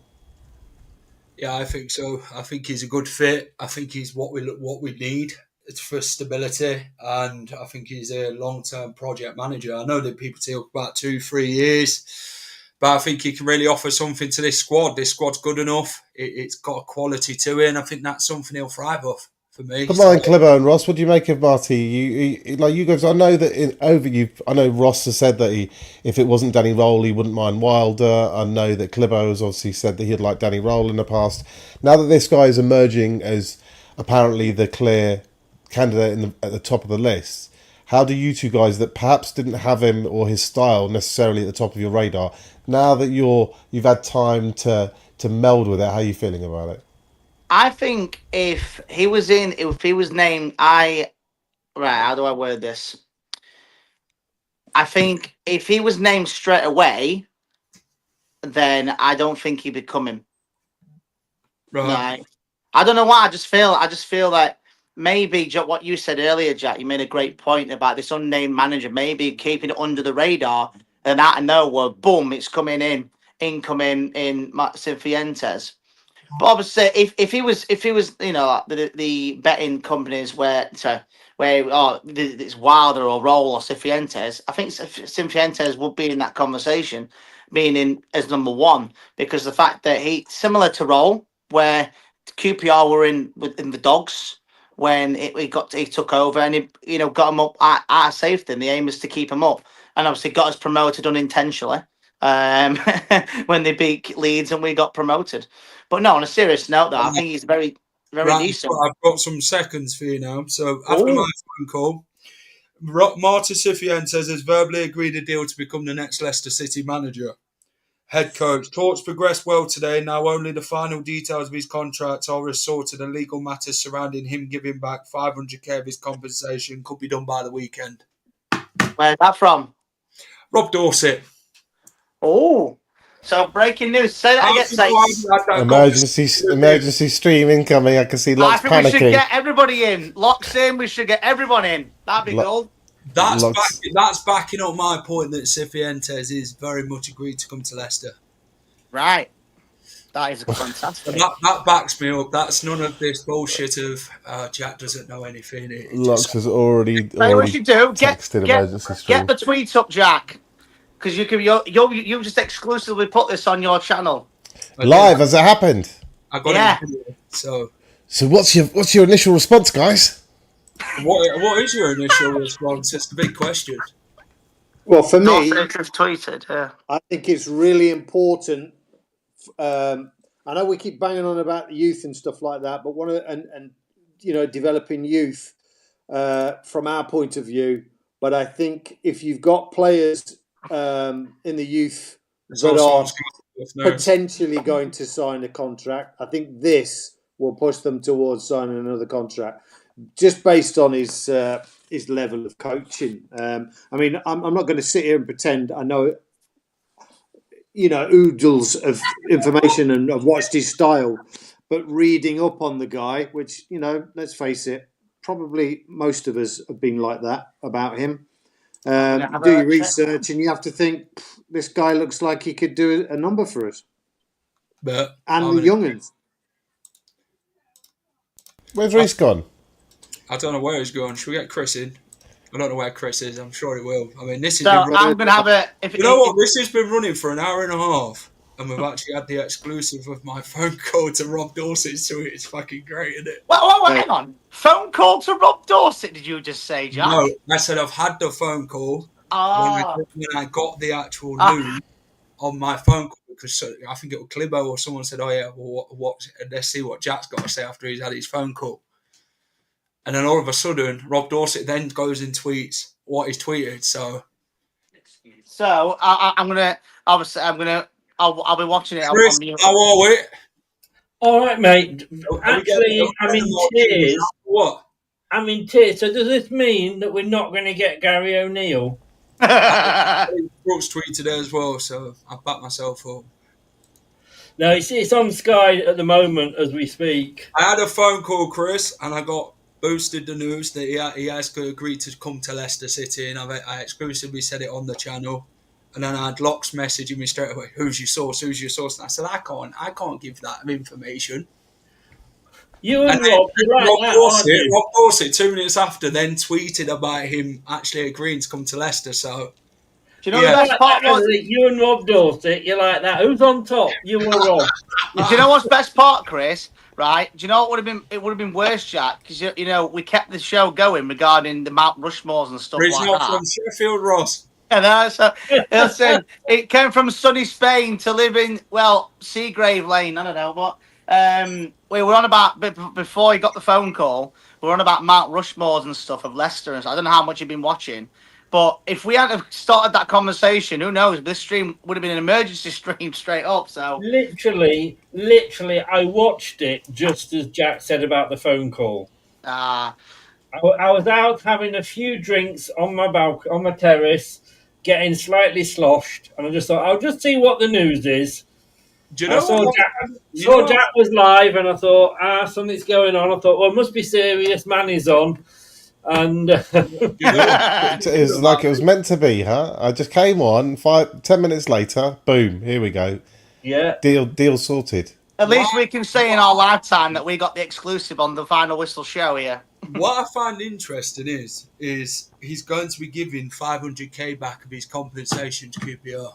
Wow. Not many managers will ever do that in football. Go and give any money back. They'll write it. They'll write it into a promotion clause. They'll say, just give us an extra 500k if we get us up. Well, yeah, no, yeah, we'll do that. Tell you what, Jack. As soon as this stream ends, you've got to click. You got to straight to the part where you got on the phone call. Yeah, put it on your TikTok and blow up on Twitter. I'll tell you now. Do you know what was funny though? That I've been out all day. I've been out this afternoon with my granddaughter, and I thought it's bloody typical that it'll be announced while I'm out. So I actually did I'd got the whole show set up, saying Cifuentes becomes the new boss, etc., all ready to go on YouTube. And then somebody told me that although I hadn't actually put it live or anything, that it was actually showing us up. So fucking hell, I better take that down. As I take it down, this happens. It's not every day. All right, 1 minute. It's not every day you actually get a phone call though, like that straight away. Well, like you say, I mean, what you guys like? Are you guys happy? I'm all for it. Yeah, I think massively. Boys, it's rather awkward, but I've got to jump because obviously they're doing an emergency stream, and my paymaster has come calling and he's whipped me into shape. Lots of stuff calling, has it? I'm afraid so. I know. I'm so sorry. It's a bit awkward because I'm now here and I've got to go. But I've got to go. I think we've all boys, got to go. Enjoy it. I'm going to watch it back later. Hey, come on. We're coming straight back up, boys. Get in there. Get your son and Marty. Vamos! Shaken, not stirred. Do you know what? I'm glad you stayed on, Jack, because like I said, because sometimes you end it. Me and Clibbo, would have been straight on after this point. We would have actually, Clibbo would have come straight in the comments. I said, Clibbo, quickly get on. We're going to talk about this, but I've actually broke it to you live on the actual stream. Do you know what, the bot? Do you know what we got to thank for? Reese. Because he started the Mount Rushmore conversation, kept the stream going, and then you had the phone call. So thank you. Here he is. Speaking of him, thank you, Reese. Put Leicester fans off the scent for a minute a bit while I was having that phone call. I think you'll find I mentioned it, but credited him for someone will clip this, won't they? They'll absolutely clip it, and they'll be like, Jack, man, when you took that picture of Rookie the other day, well, I've got a video of you now actually saying what you said. Yeah. Sorry about that, lads. Sorry about that. I was just having some bleeding trouble with the knee. PSG won 4-0. Yeah, I've got Sky Sports News on now. So obviously I'm not done for copyright. So when it comes on, I'll mute this and I'll see what they're going to say, and then I'll come back to you. Right. So what have I missed? So you've missed that Cifuentes has agreed to come to Leicester City, and that's right. Okay. What's your initial thoughts on it? Exclusively breaking that he is coming to Leicester City, and it's going to be done by this weekend. Well, touch wood. Obviously, it's true because you never know with this bloody club. But touch wood that it is all done. If it is done, I'm very excited. I'm excited to see the football we play. It's just come up now. Sorry. Marti Cifuentes verbally agrees deal to become the new head coach of Leicester. That's the breaking news on Sky Sports News at the bottom. Happy days. That's the smoke screen completely. Happy days. You know what? I'll tell you what. Totally weird though that I put a thing up earlier about Cifuentes, wanting to come, etc. And I got people in my Facebook group going, "What is wrong with this club? Why are they making these quick decisions? What? They're really rushing into it." I'm like, "What the fuck are you going on about?" You were Chris, you tell him, Chris, that's just certain fans. You get them everywhere. You get them everywhere. I actually said, do other clubs have wankers like this, or is it just us? You know what? No. I mean, every club has it. Every club. Yeah. Fuck off. The worst thing is about it, right, is the case of Leicester have got 32 days until the season starts. We can't hang around like Clibbo says, waiting another week for Danny Rowe. And look at the Danny Rowe news today. You've got Danny Rowe staying at Sheffield Wednesday and Leicester appointing Cifuentes in one day. Be interesting to see what Roll's doing now, then, doesn't it? I mean, No, he's going back to Wednesday, so I think. Well, Yeah, no, he's for going back, isn't he? For what reason? Sheffield Wednesday got these. It's the promise of a new buyer. Yeah, the promise of a new buyer coming in. Well, it do you think it is that though, Chris, or do you just think he's got no last resort now? Leicester pulled out on him. Well, they had the chance, didn't they? It just seems, and maybe we've dodged a bullet here, because it just seems that everybody has been linked with so many jobs and got none. Yeah. Anyway, I'm going to have to shoot as well, mate, as you can probably guess why. But, you take care. All the best, mate. Take care. Yeah, Christopher. Yeah, all the best. Bye. Hello, Chris. We've got everyone on tonight. Sifu's Blue Army. Marti Army. Yeah, I'm very excited. This is a different sort of feeling around the club in terms of what we needed a pickup. Yeah, like I say, with his old Johan Cruyff background, we've never had this sort of managerial appointment before. Like where he's got that background, especially with coming from one of the best academies in Ajax and stuff. So it is completely. We've never had this sort of stuff at the club before. So this is very exciting times. And I've just read it. It was come from Alex Crook that he has to sell before he can buy. So obviously he's okay with that, by the sounds of it. Leicester City will sell players though this transfer window. Who do you think will sell? Who do you think will go? I think Hermansson's the biggest asset. Yes. He'll make you 25, 30 million easy. Yes. Yes. We'll get money for that. Connor Cody will leave. £3 million is enough to even get him out the door. Yeah, get out. Get the wages, get him off the wage bill. I think Christensen will probably stay, according to what I heard from somebody who was talking to his dad the other day at a training ground. Fass will probably leave. He'll be gone. And Didi will make 9 million quid with that many skills. So we're going to lose about maybe 5 or 6 during the next few weeks in the transfer window. But it's who we bring in. We need a striker. I think Bilal is going to stay. I really do think Bilal is going to stay because I honestly cannot see a Premier League club coming in for him because of his numbers that he did last season. Not saying that was his fault and stuff, but I think somebody like Bilal, I think we're going to have like a big asset stay. I think it'll either be Hermansson or Bilal, but I do think it will be Bilal because I do think a club will come in for Hermansson. I agree. I think Jones will come in for him, to be fair, but they're selling their goalkeeper to Bournemouth. They're selling their goalkeeper to Bournemouth, so that could be on the cards for him. Enzo's got him in his contacts. He knows him very well. Yeah, give us 30 mil. Give us 30 mil. You can have it. We need a 4v4. You guys versus group currently. So hang on a minute. So me, Whistle, Reese, and Clibbo versus Locks, Manny, and Ragsy. That means 4 versus 3 then. Oh, we battle. Easy win. Whistle says I'll fill you in. Bilal is worth at least 50 million quid. Not yet. Not yet. No.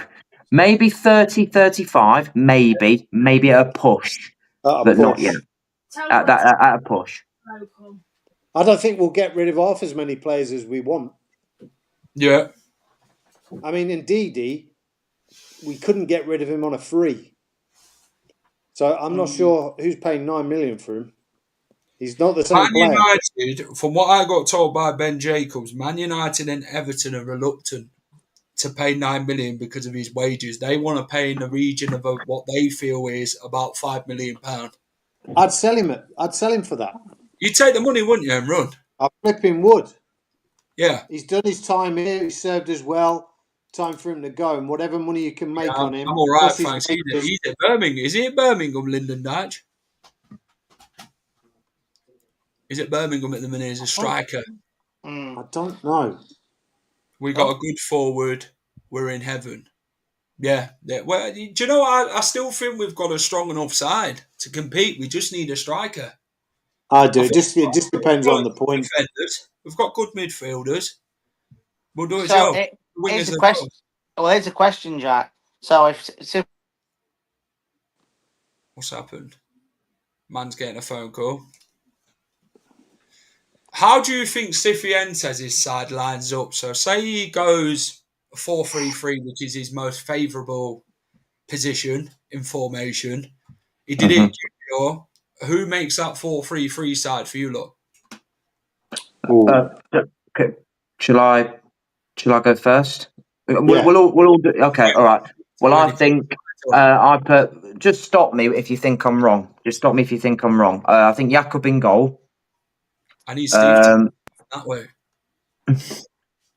I think Jakob in goal. I think Ricky P right back. Yeah. I think Akoli and Nelson. Yeah. Luke Thomas just out of all the squad available. Luke Thomas just at left back. I don't think he'll pick Christensen. With the way he likes to play, I can see him picking Winks because Winks is good in that. I can see him picking Winks. See, I don't think he'll play 4-3-3. I think he'll play 4-2-3-1 to try and fit Monga, to try and fit somebody like Monga or Alves in the number 10 role, maybe. That's gonna be a tough one, isn't it? Monga versus Alves. Not for me personally. I think Monga's a far better player personally, but I think Alves is a bit more physically developed than Monga is, so maybe he might play a bit more because of that. I don't know, but not saying Will Alves is a very talented player, but Monga's just incredible. Well, we got a cameo. Come on. He's live. He can hear you. Ross. What? Support your fucking local. Keep your ass to yourself. Oh, wow. That was so. We got an exclusive. Jesus Christ! Wow. She supports Doncaster, by the way. Just to put that out there. Someone's got to support somebody in there. It is what it is. Here's a question, Jack. Just going to ask before I got a phone call. Would you? I would say you're about a striker. Would you take Elias Steelchair from QPR? Apologise, Martin. Yeah, I do apologise, mate. How old is he? Elias Steelchair? I'm not sure. I think he's mid to late. Jack, I think Google. Elias Chair? Yeah. Google him. I don't think we need him. No, I think he's getting because obviously, with Cifuentes, sometimes when a manager comes in, they always sometimes go back to their old club. He's 27. No, not for me. No, not for me. I want to see players. Coming in under the age of 25. Well, I'm sick of seeing. Hang on. Vardy was 25 when he came to us. Yeah, he's a one-off. One-off, and the game's moved on. We can get him at low wages. If you get Callum Wilson fit, he scores in the Championship. Yeah, absolutely. He does, but we'd offer him a 4-year deal. Yeah. It's too much. No. I want to see young players, like players below the age of 25, coming in, because I'm sick and tired of seeing 30-year-olds coming to the club. Yeah. Who's a? I've got you another question. Casey McAteer convert into a striker. What do you reckon? No. Steve, come up, mate, when you're ready. No, I'll just ask him. That was all. Steve. Evening, guys. Come on then. There he is. Hey, mate. We have broke it, Steve. New manager. I know me and you spoke about it on TikTok the other day. What do you reckon about Marti Cifuentes? It's about bloody time. We're back, baby. Yeah, I like that. Positive. What do you think he brings, Steve, to Leicester? What do you like about him? So he plays a lot like Enzo, but he's a lot more sort of attacking focused.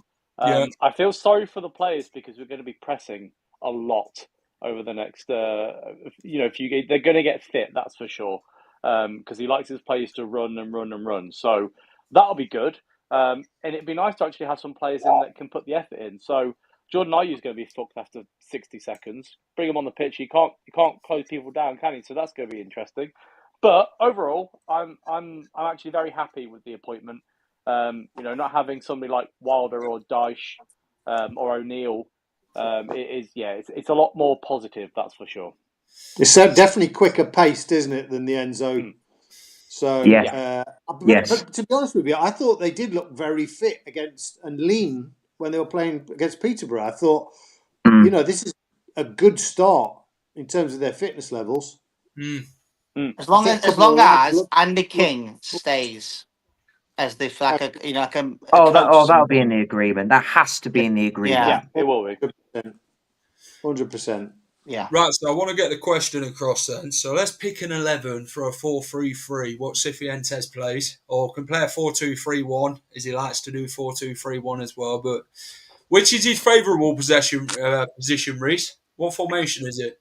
Well, he played the more 4-2-3-1 at QPR. Let's go with that. Yeah. So I think you look. Sorry, mate. What'd you say? Who's the goalkeeper? Who are we going for? Well, I think he'll go with Jakob because I think Mads will be sold. I think Ricky P will be the right back. I think it will be Akoli and Ben Nelson. I think it'll be Luke Thomas, although I do think he might look into bringing another left back potentially if we can get one.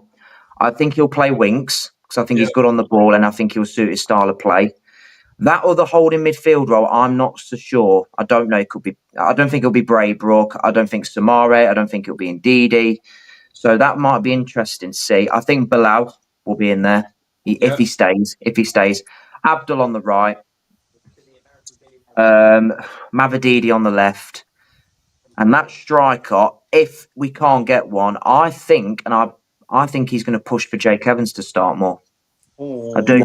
I do. Not as a striker. Not in the Championship. He'll get absolutely battered. So do you want to play Patson Daka instead? Yeah. Jordan Ayew could play down the middle. Yeah, I would. I can't see him picking up. I can't see it. With the way he plays his football, he wants you pressing from the front. Yeah, Daka can do that. He just can't bloody shoot the bloody ball. So I think if you can get Jake Evans... Yeah, I don't think any of them will start, to be fair. But I just think we're getting a little bit carried away with Jake Evans. He looks very accomplished. But in a Championship season where he's never had a full season in men's football, the manager's going to target him. There's going to stick two big centre-backs on him and kick lumps out of him and destroy his confidence. And I don't think that's fair on the lad. I think bringing him on, maybe using him in the cups, I think that's a great way to bring the lad on. But I think we should just simmer down a little bit on this. I would like to counter that in a different position. Go with your starting 11. What's your best Cifuentes 11 with the formation we gave you? Go on, Ross. Go on. So, just before me, you said about Jake Evans throwing him straight in. We threw McAteer straight in, and that worked out all right in the Championship.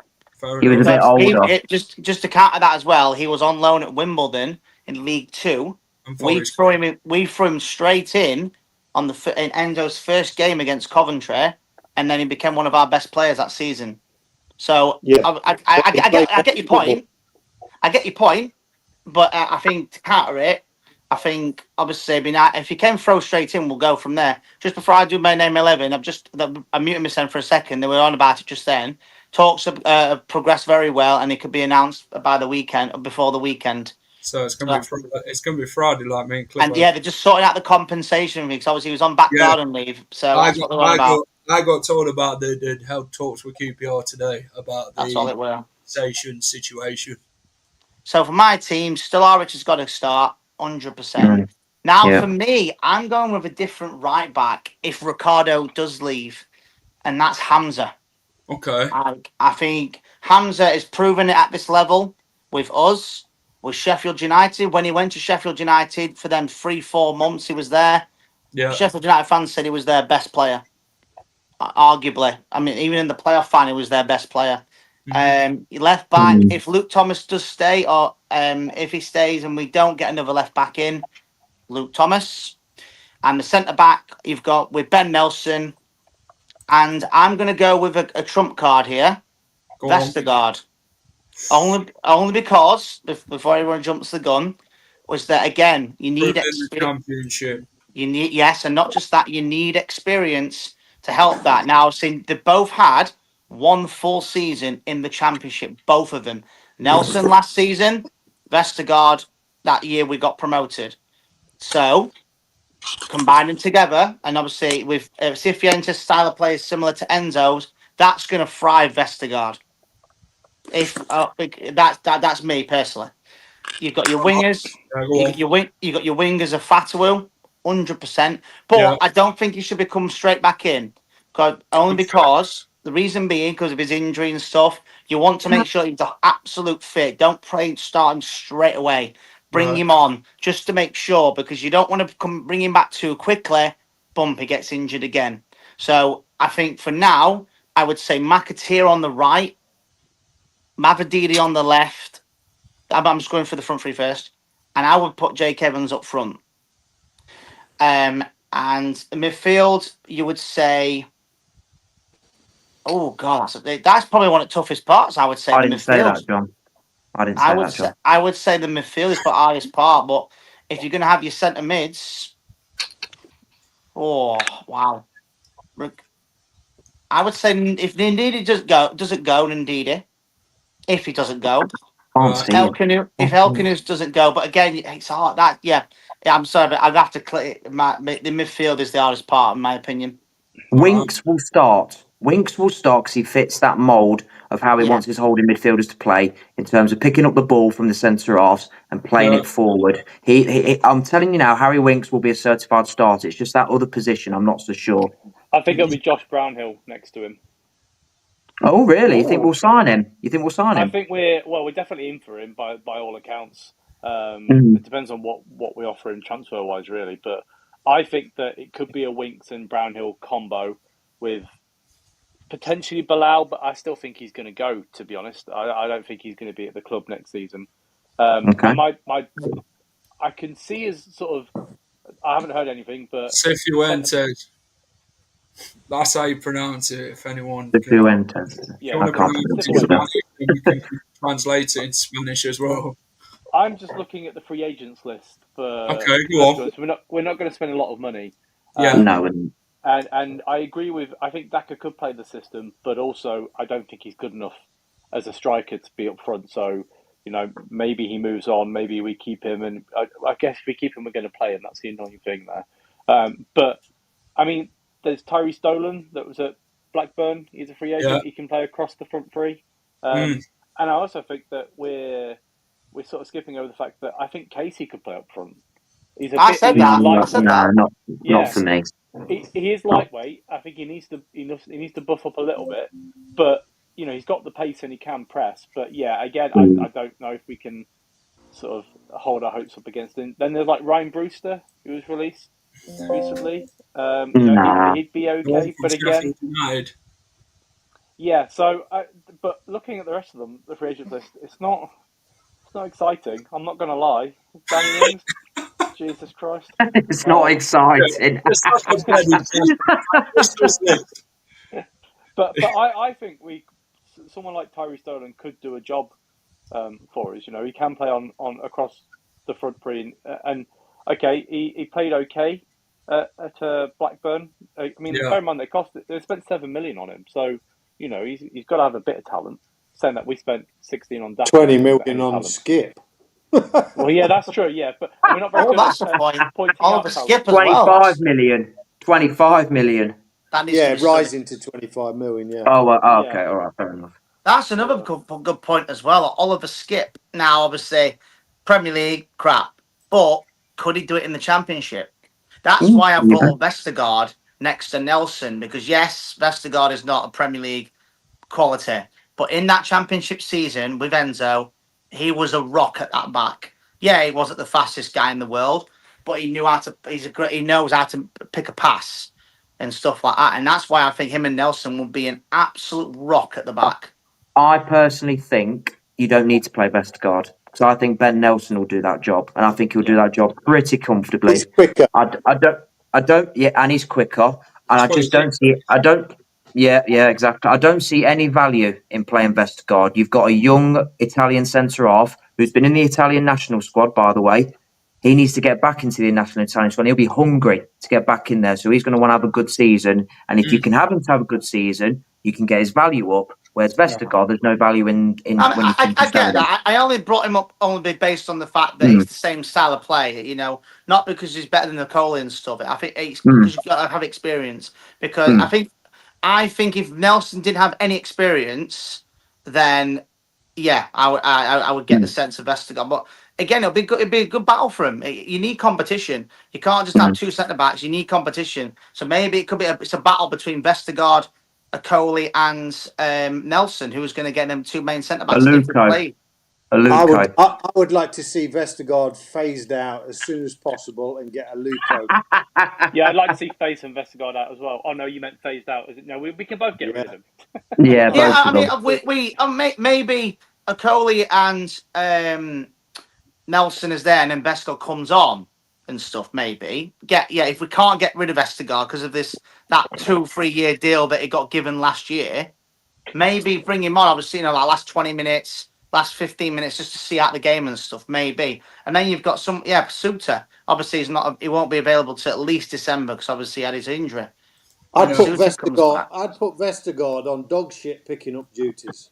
Dog duties. Pick the dog shit up. Brilliant. Absolute brilliant. I just think when we've got players like his name's just escaped. Aluko. Yeah, we got players like that. Get him developed because he's in a league where he's good enough to play in, and we need to develop him. There's no because I can see a scenario where the likes of Vestergaard might get in the side, and you just stifling the development. This guy just needs to go. He's not good for the club. He's whose idea was it with to every give him bloody manager we've had?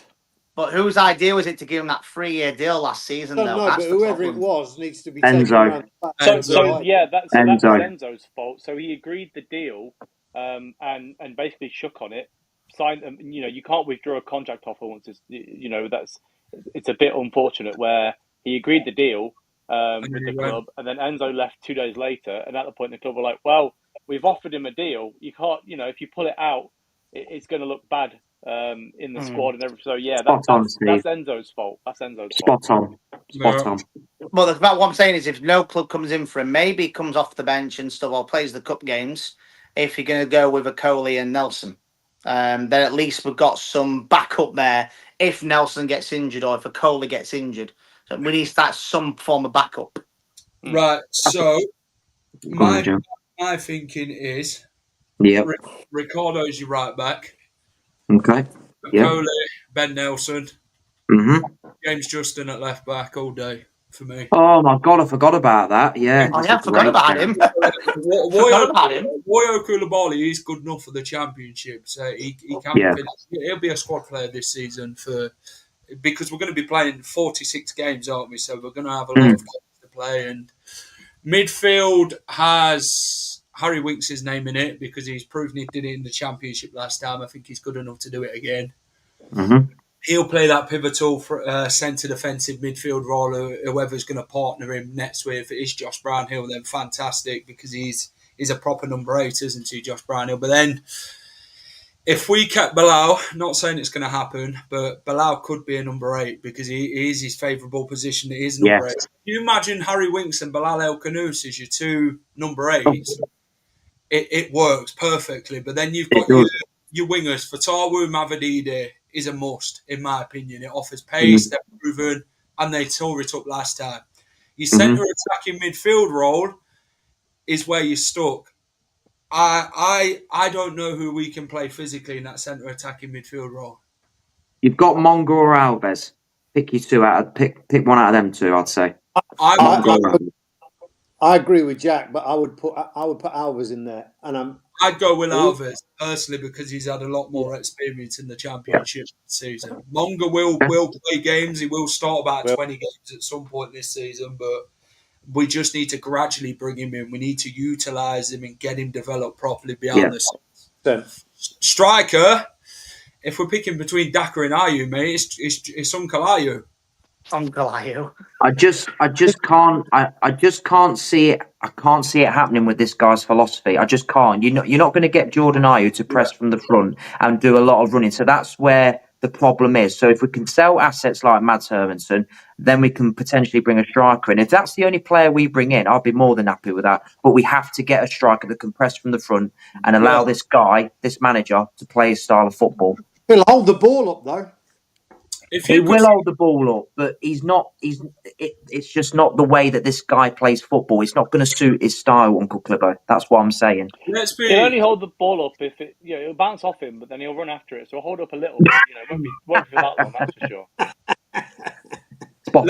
Let's be realistic with striker options. So say Leicester City sell Hermansen and they get about £50 million in transfer money from all the players that they do sell. Your ideal striker to bring in. Please be realistic, because I want to know look at this. To bring into as a number 9. Strikers.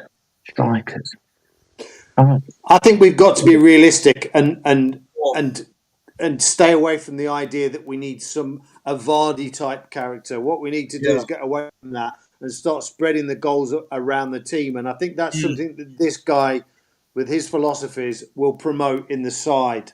So I don't think it necessarily needs to be a 20 goals number 9. I think it needs to be somebody who's forward thinking, attacking, hold the ball up, maybe going with the head, and get 15 goals. But I think if you spread it amongst the front 3, which if you've got the 2 wingers, I mean, if you combine their 2 goals, if they're on form this season, you're going to be scoring a hatful. So I don't think we need to put as much pressure on getting a number 9 striker. Do you know what? Do you know what's great about all this? We've got at least a backup in every position. Mostly. This is why I love competition. What about this one? Che Adams. Ooh. I mean, he was born. Che Adams from Leicester. Fernby Lodge. The other day on Foss Road, by the way. If I'm not mistaken, was he born? Was it Fernby Lodge? They were born in Fernby Lodge. He is a proven championship striker. He's good enough to score goals. He's not going to come on big wages. Just a big shout out to my dad. He lived up in Fernby Lodge. Would you take Che Adams though for Leicester in front of goal? Yeah, it's depending on the length of the contract. Yeah, so say a 2-year contract with an extra year. It depends how good he actually does within the 2 years. I've got one, lads. Go on, what you got? Right, it might be a little bit more expensive. Okay. Josh Sargent. He was Norwich. He was my proven championship goal scorer. Yeah. And he fits the profile. He fits the profile of what this guy's looking for. Yeah. I think we can't just be stupid like when Birmingham signed always has penalty Stanfield for 15 million quid. So we need to be realistic, and we need. Lewin would come on big wages. No. Yeah, he'd be 100 grand a week. Unless he drops him. I mean, if Kyle Walker's good. Albert Lewin's a free agent, isn't he? No, stay well away. Stay well away. Injury prone, prima donna, piss off. No, thank you. Simple. Genuinely, before he got injured, I actually thought that we'd sort of want to go for somebody like Adebayo at Luton because he'd be cheap. Yeah, He's a decent sort of keep up, but he can hold the ball up and he's quite quick. But the problem is, he had an ACL injury or something? I know that he came out in April, so he's out until at least sort of January time. So, I mean, I heard this earlier, and I don't know how true this is, Jack, because you know everything. And it's not us. Apparently, there's rumours that Derby of signing Aubameyang. You think Derby's Aubameyang's going to Pierre-Emerick Aubameyang? Yes, Aubameyang. You know that guy. Not a chance. Welcome to him. Not a chance. Ross, I thought you was going to link him with Leicester then. Can you imagine? No, I'm just saying. I heard it earlier. If Burnley can sign Kyle Walker, he might not be his prime anymore, but it's still a big name. Oh yeah. What about him? There's one been linked with. Leicester, the Greek striker Fotis Ioannidis. Yeah. But when he dropped out of the Championship, that's the thing. He didn't want to come. He didn't want to come at all. What did they want from us? About 20. They wanted 23 million. They wanted for him. Yeah, the one in big fee, didn't it? Who was that one that went to Roma? Oh, you're on about. Which one's that one? They did nothing. Is that the one? You're on about that bloody Argentinian bloke. Yeah. What's Oh, Matthias Saul. Matthias Sule. That was it. Yeah. He's not a striker, Ross. So I mentioned to you the other day, Jack. I like there's the lad in Italy called Danny Motta. He's Portuguese. He's sort of Luxembourg Portuguese. Ross, He can play as a the cam American. and a striker. He's quite a technical, sort of tenacious striker. I think he'd be a great signing. What a clanger that is for me. I must have read it wrong. I read it very quickly, and it just looks like a Bamiyang. Oh my God! I'll tell you what. I wouldn't be surprised if you see Monga in the striker's position at times this season. He's 16 tomorrow. He's 16 in what? An hour in about 20 minutes. Hang on a sec, Clibo. You're saying to us about not putting McAteer in the striker force, but no, this is a different kettle of fish, though. Isn't it? What that boy can do, anything across the front three. Why don't we look at the South American? I wouldn't put him in there every game. But can I just counter that, Bazza? The last time we signed someone from Brazil, it turned out from a golden steak to a pork scratching within a week. So you know. Yeah, what about an up and coming Brazilian or Argentinian? I don't know. They are proven to work. Tete, I don't know what to when we got relegated, Uncle Clibo sent me a link about this Chilean striker, 20 years old. I can't remember his name. I don't know if you can remember Uncle Clibo. If he's still there, I don't know. But we were linked with this guy from offer him another year contract. Pay as you go, pay as you play. Uncle Clibo, you mentioned about a Chilean striker, 20 years old, that we were linked with, that you really liked. Can you remember his name? No. Neither can I. No. What's his name? I mean, what's his name? Who's again? Someone can correct me on this. Who's he's leaving on a free? Is it Josh Windass? Is that his real uncle? Yeah, well, it is his real uncle. They look very much alike, don't they? So I don't think it is. I'm better looking, of course. I was just thinking of strikers that are on free. I mean, Josh Windass, I've heard, the son of Dean Windass.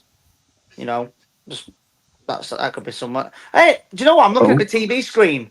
Nathan Apoku. He was at Leuven. Did well at Leuven until he got injured. Yeah, he's on the book. He's on the books, isn't he? He's still on our books, isn't he? No, he's American, isn't he?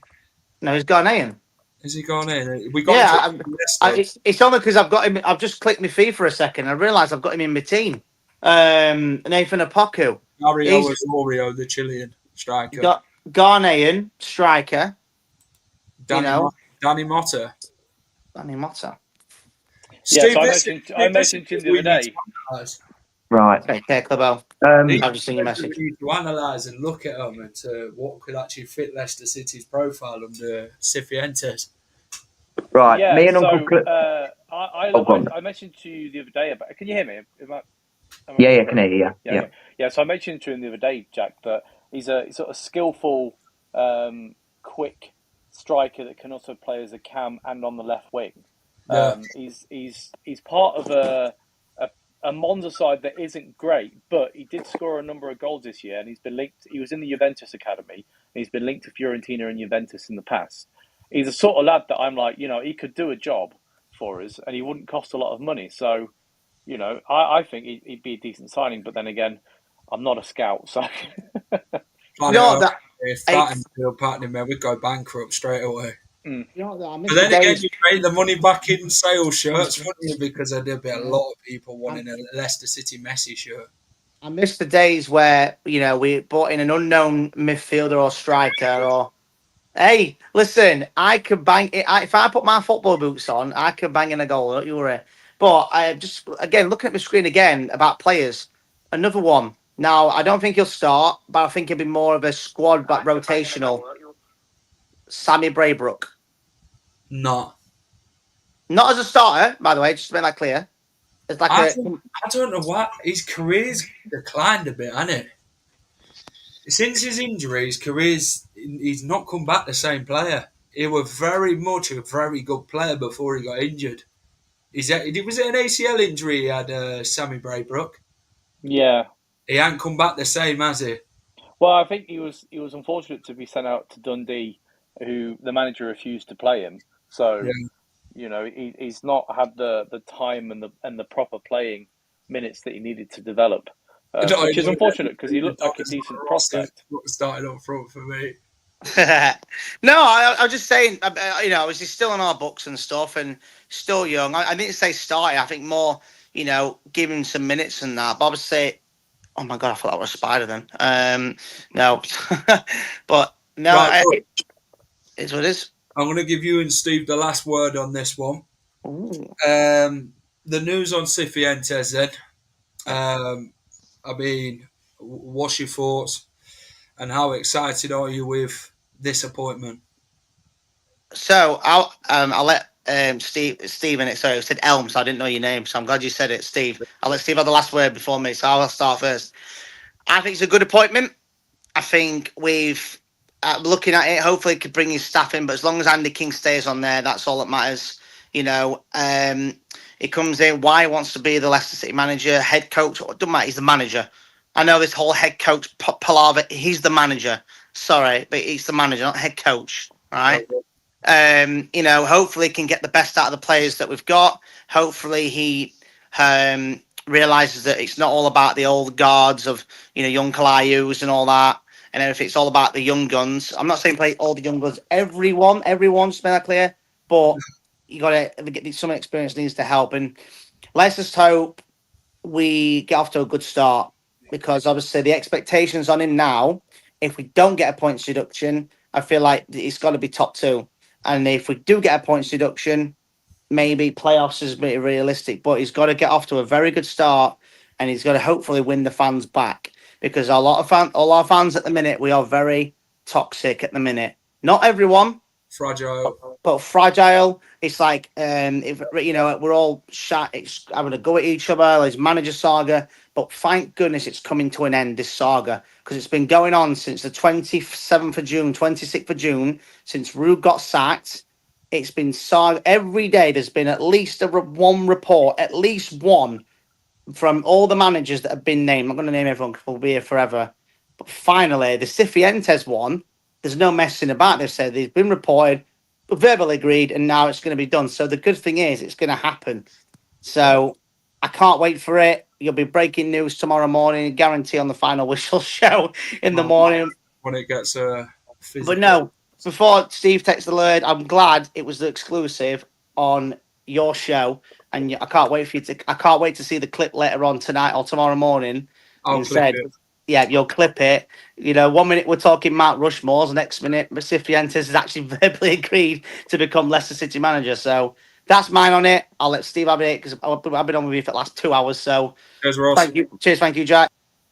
Steve, last word from you then. Well, I will say that the good thing is that, yes, it's coming to an end. There seems to be the majority of the fan base backing this appointment compared to the fallout between whoever it was previously. With the Wilder and the O'Neill and the Dyche and the Roll and whoever else. So it's good to actually get behind a manager and have a lot of the fan base being like, okay, cool, let's give him a chance. All we need now is to make sure that the board back him if he gets money to spend, that they actually back him in the transfer market. It's I think it's good that we will have an identity again in regards to how we're playing. We struggled under Cooper, we struggled significantly under Ruud van Nistelrooy. So, it's about time that we've got somebody that we can all get behind that's playing a certain way that will fit the squad. That's the most important bit, because you can't keep spending millions and millions on players hoping that you can sort of push people in. So yeah, I'm happy, and a lot of fans are happy by the looks of it as well. So we're back, Jack. We're back. Let's bloody hope so. Thanks, Manish. I know we did the late night whistle yesterday. Tonight we've actually gone again, 2 hours. A lot of people have tuned in. Thanks for all the support, love, whatever. We appreciate all the comments. Steve's a regular. Ross, Clibbo, Reese.